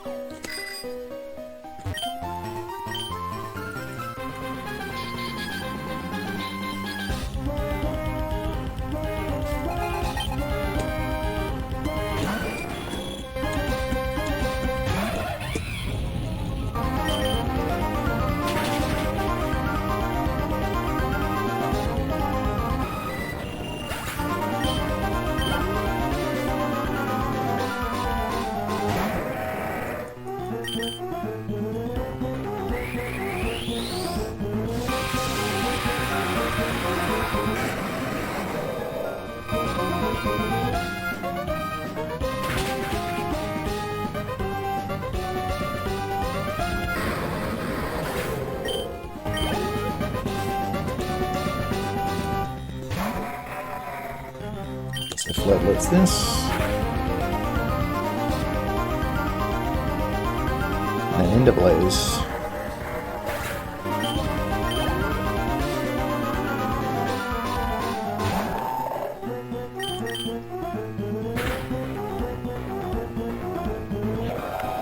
Now just gotta hope this Aegis/Year isn't an arsehole. Use King Shield.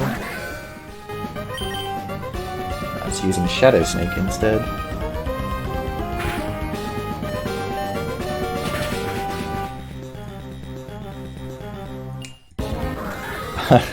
I definitely will not run Pokemon Channel.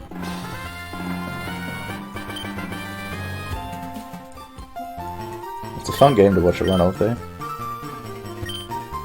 I think it might be the only game ever where I actually like played the game after watching a speedrun. Like I watched the speedrun and was like, God damn, I want to play this game.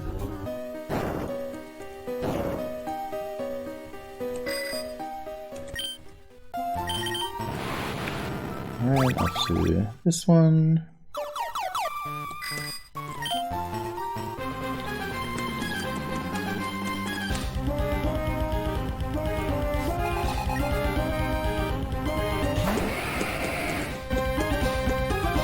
Alright, I have really high attack, so I can Rock Smash to kill this instead of having close combat. It's good.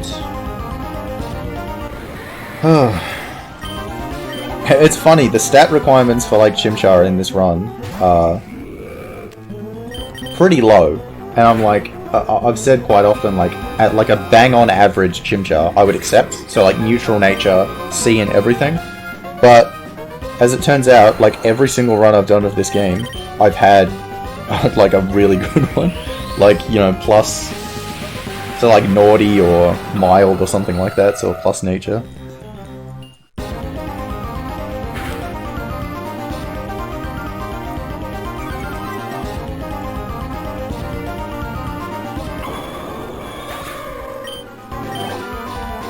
Just how it goes.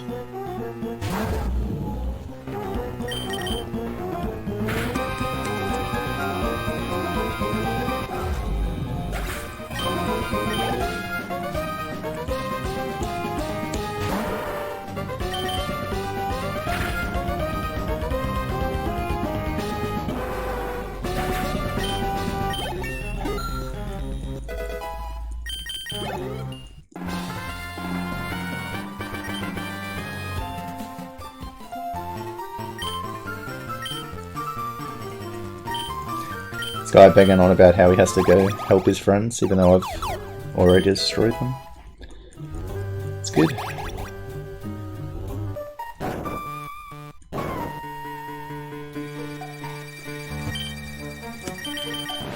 Okay. Back to this guy's house. Now that I've got all the pieces.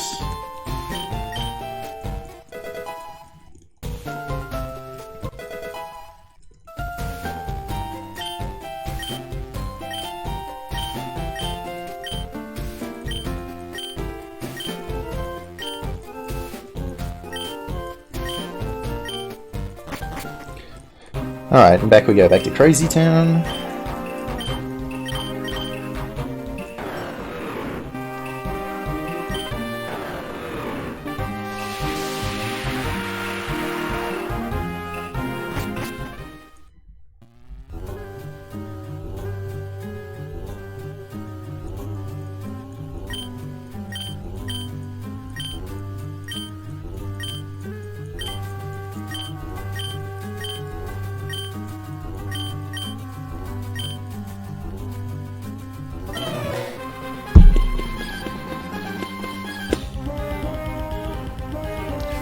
Here we go again. Unfortunately, this fight is actually easier than the last time I fought her, because Salamence was apparently tossed into the lava when she came here. And Salamence was her most dangerous poke for me.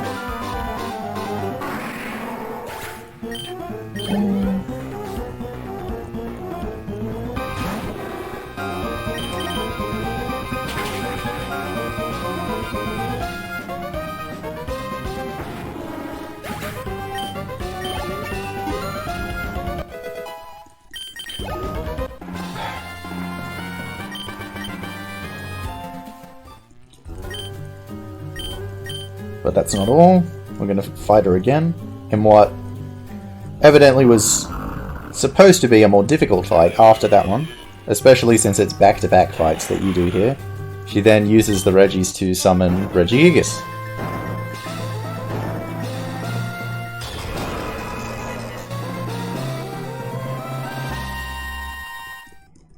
And now she has an entirely full team of legendaries. Legendaries that are incredibly weak to Infernape.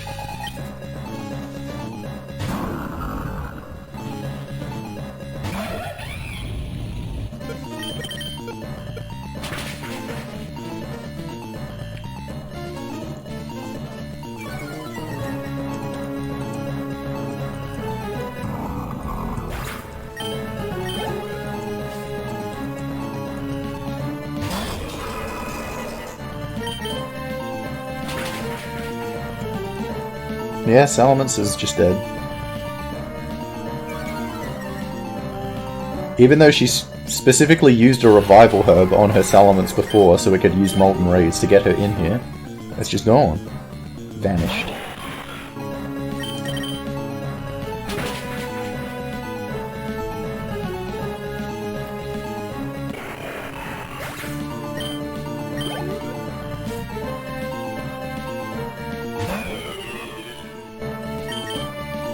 Use exactly 15 flamethrowers, and we're done. Alright, so that's evil part of the game done.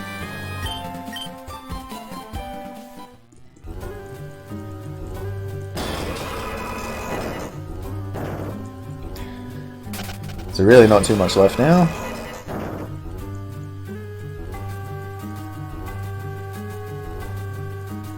And then after all that effort to get the tablet idols to get in here, suddenly Herschel and these police officers can just suddenly walk in?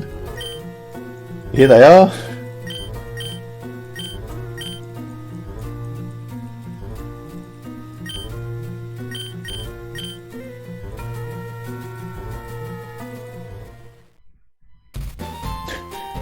And after it took, you know, you being this amazing trainer to take her down, you're just comfortable walking out of there with two, you know, junior police officers to restrain her. Sure, it'll be fine.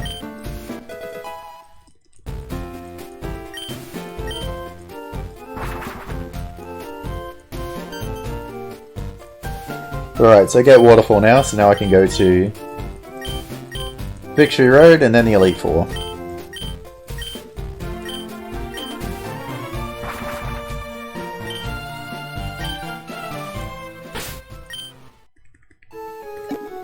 Okay, so Waterfall, Super.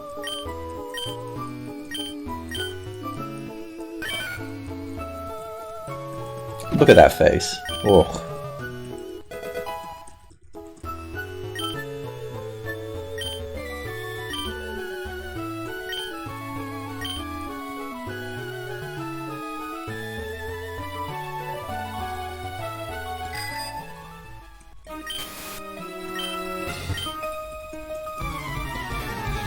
Alright, so Victory Road. Now some of these fights are actually a little bit bullshit, and this is one of them. So 2 Smeagol's and both of them have a focus sash, so I can't one-hit them.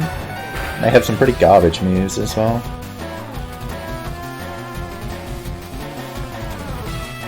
Weather Ball is fine.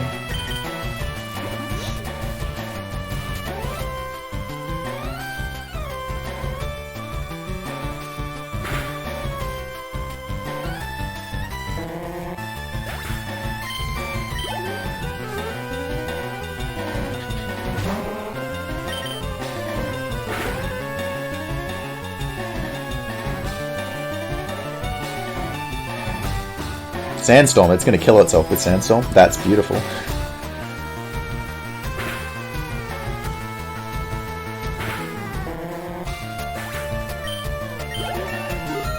Works for me.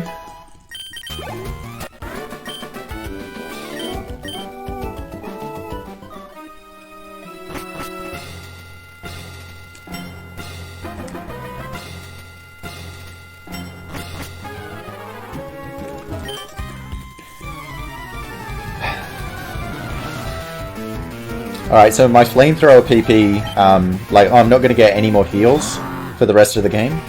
And so I have 1 ether and 1 elixir. I have to keep really close check of my PP for flamethrower, because if I just use it wherever it's useful, I will definitely run out.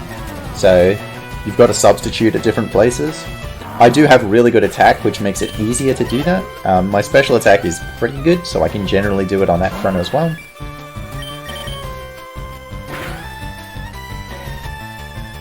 But having the extra attack so I can do things like rock smash these 2 dudes is very helpful.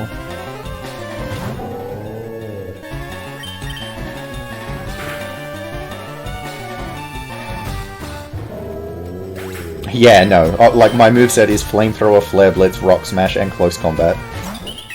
Everything is activating the Focus Sash on those Smeagol's.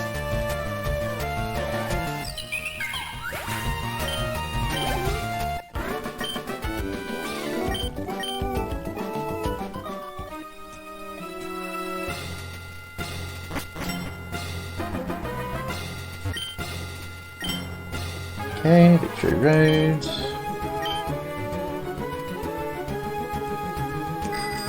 Come on. Alright, and here's the double fight that I was talking about, the only one in the game. Which is why I had to switch Ivysaur to slot 2, to make sure that Weedle didn't evolve.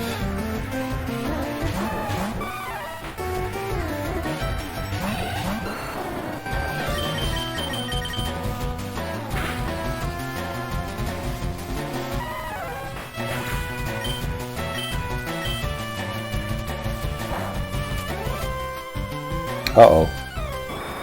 That killed? Alright, let's go Wooper.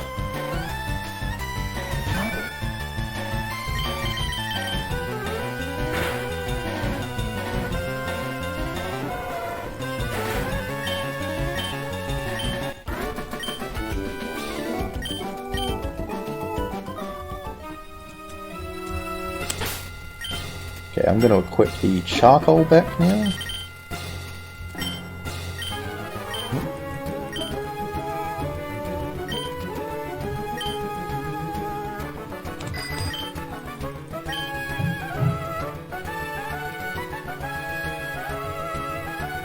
So I don't need, like, I have more than enough experience at this point, so...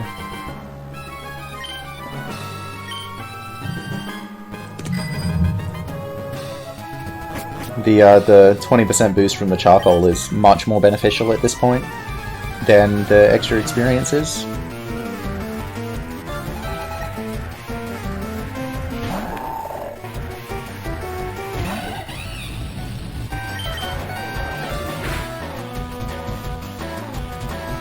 And I don't want to equip the specs because, like I said, I don't just want to be spamming a flamethrower.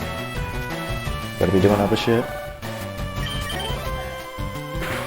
There's another fight where I can use rock smashes because I have very good attack.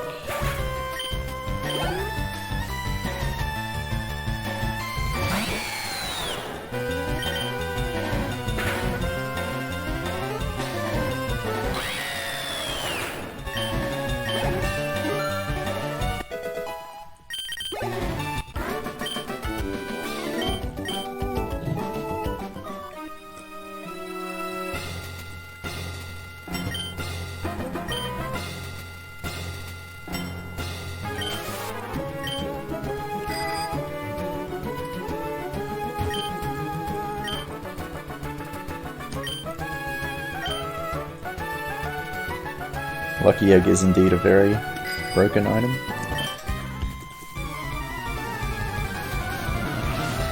I mean, there was a reason when they introduced it, it was only bloody on wild chances. Could not think of a more obnoxious way to try and get an item.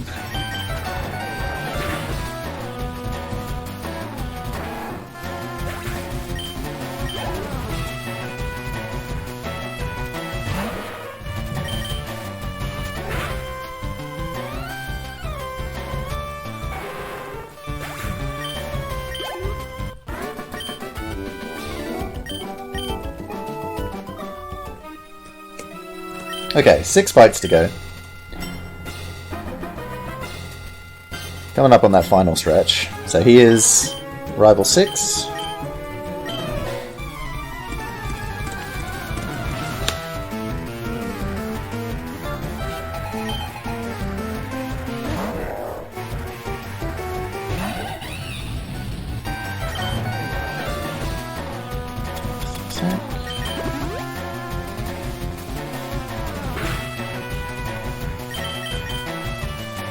Bullet Punch. I have never seen that before.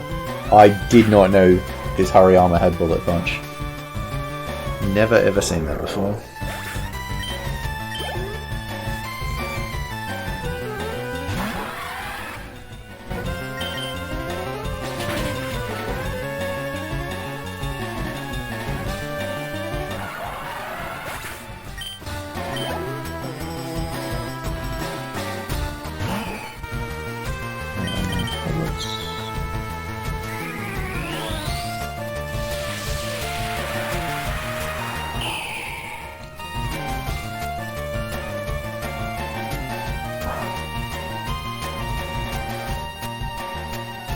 Alright, so my health for Elite Four is very, very particular. I need to be in Blaze, but not low enough Blaze that I'll die to a Sucker Punch, but still low enough Blaze that I will die to a Moon Blast.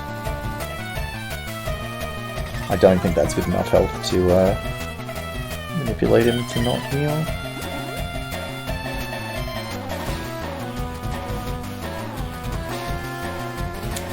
So 143, I'm a bit high at the moment.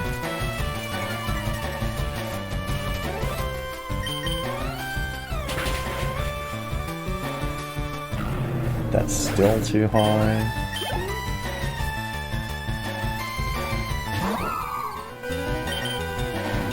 $50 and $50, 43, still too high.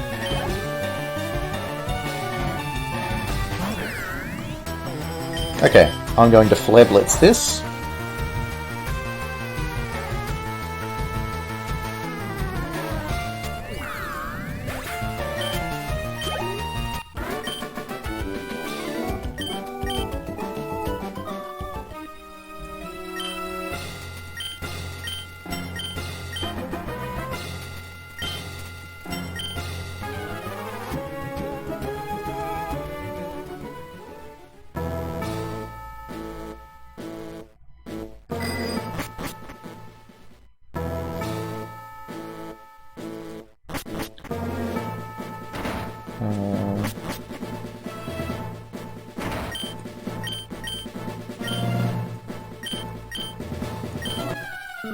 Okay, so the Elite Four you can do in different orders. So it's... Yeah, you almost always do it in a different order, depending on what the situation is. It's really interesting.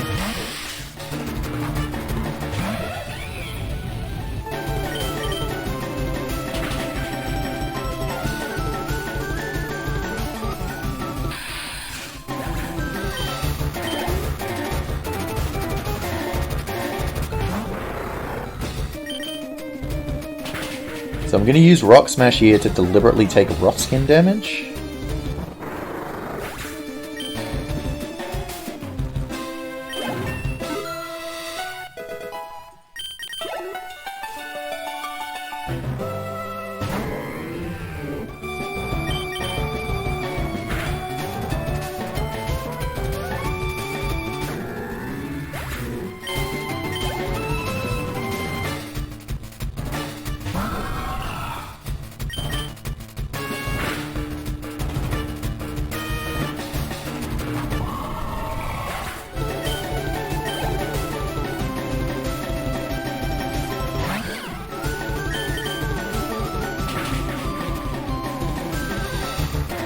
And then we're going to Flare Blitz one more page.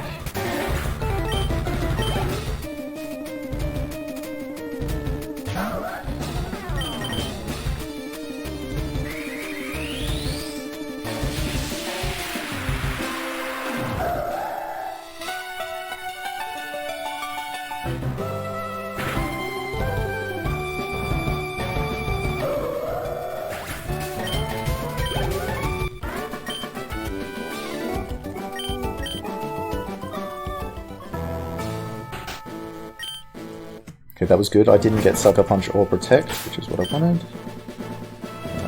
Ether...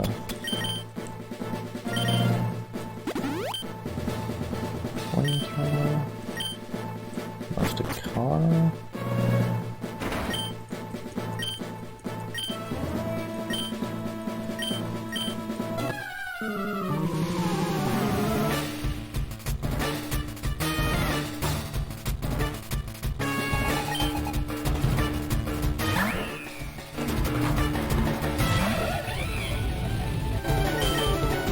Damn, Fake Out.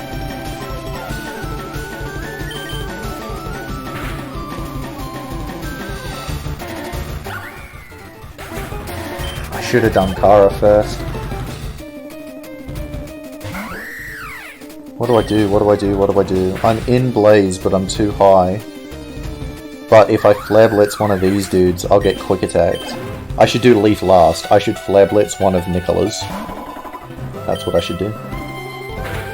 And do Leaf last. Because if I go, like, if I go too low now, like if I use Flare Blitz on this Scrafty or something, Blaziken will be able to kill with Quick Attack, so I can't do that. So I have to do it on one of Nicola's.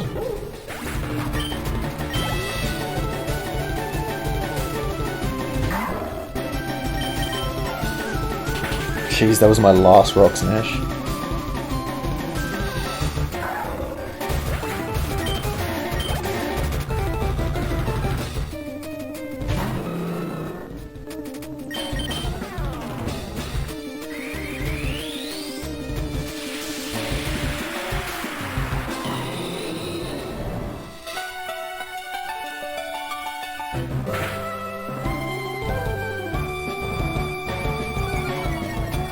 Okay, good, good, good.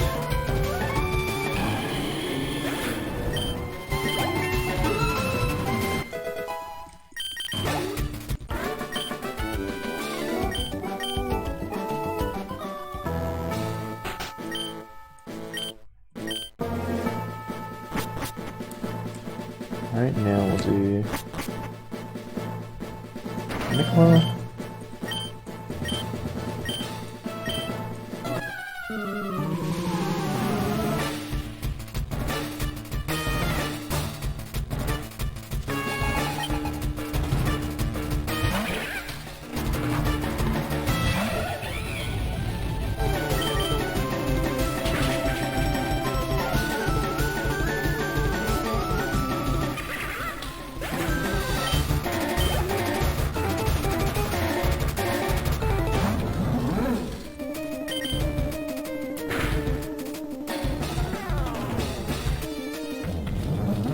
so I'll Flare Blitz Magnezone.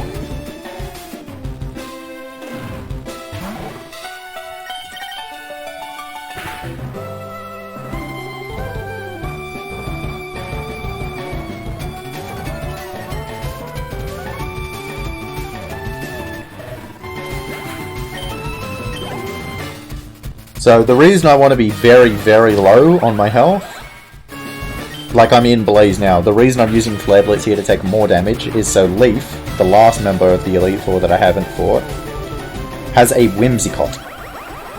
And Whimsicott's ability is Prankster, which makes it so that status moves have priority. So I want to be low enough on my health so that he'll be able to kill with his Moonblast. So that'll manipulate him into using Moonblast, so he won't use his status move. So then he'll just not attack, because I'll just outspeed and kill. And in case you were wondering, the move that he has with Prankster is Swagger. Awful. So I'm doing everything I possibly can to avoid that.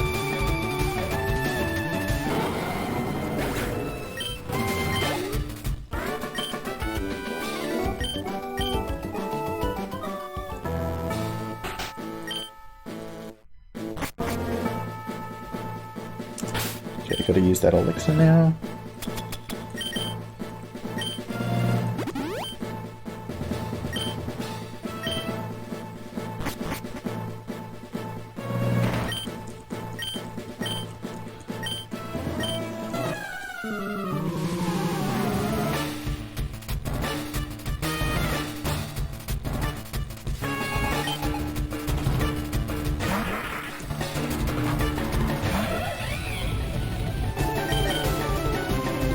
$14 flamethrowers, that's good. I'll definitely have enough. So as long as this goes how I expected, it's been a good Elite Four. Champion fight could still go a bit awry, especially given I'm going to have to heal to full, because I don't even have any hypers.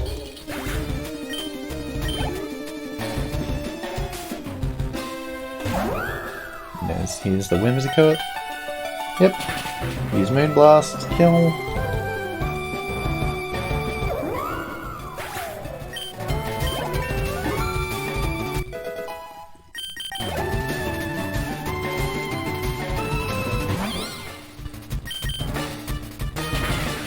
So even though he's the Grass Elite Four member and, you know, I'm in Infernape, this guy is still the really specific one that you've got to plan everyone else around.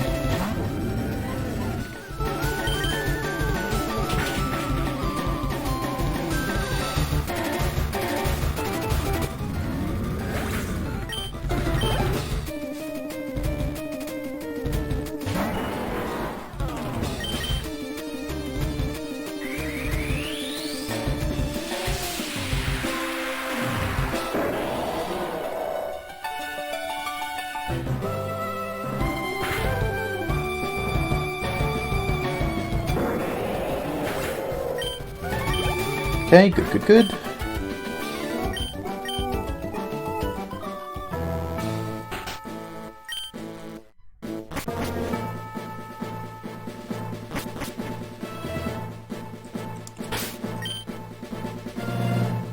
Forestal.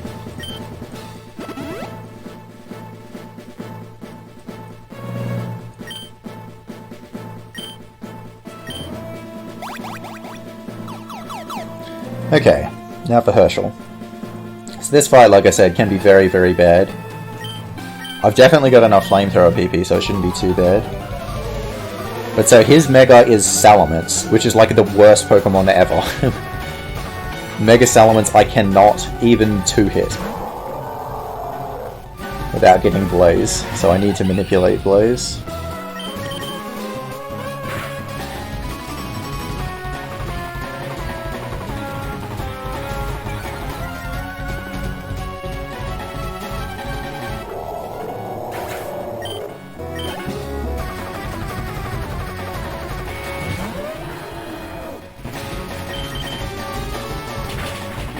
Again, got really good attack, so I can use Rock Smash.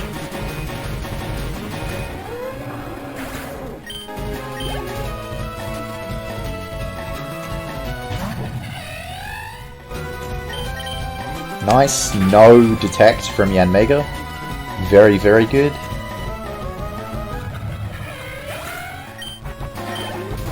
Alright, and so even though Flamethrower can kill this, I'm actually going to use Flare Blitz to take a bit of damage. And hopefully Salamence should hit me into Blaze. Salamence, obviously its Mega's ability is Aerialate, and this Salamence, it has Hyper Voice. And if it used Hyper Voice with Aerialate, it would kill.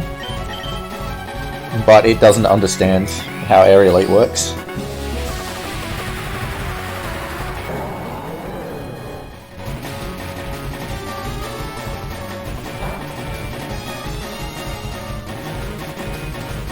So it goes Earthquake. Beautiful.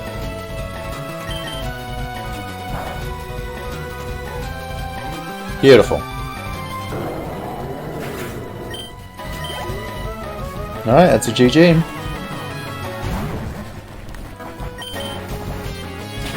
That's a GG. That was a fantastic run for Marathon. Absolutely amazing. So, I got PB / world record, whatever, best time in this game yesterday, and my time was a 3:52. So to get a run like this in a marathon, that's a very, very good time.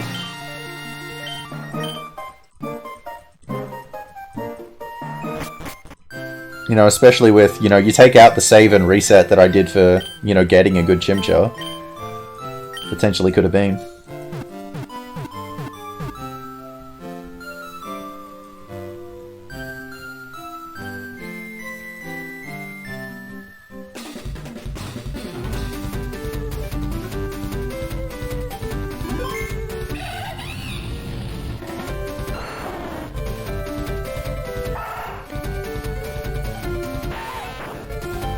Geez, all my pokes ended up getting a look in. All of them ended up getting used at some stage, because Wooper and Ivysaur were both in the double.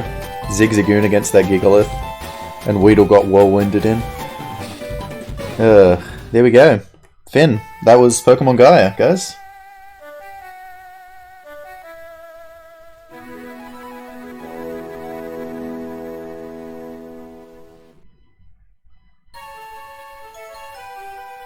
Okay, thanks for the run, Worster.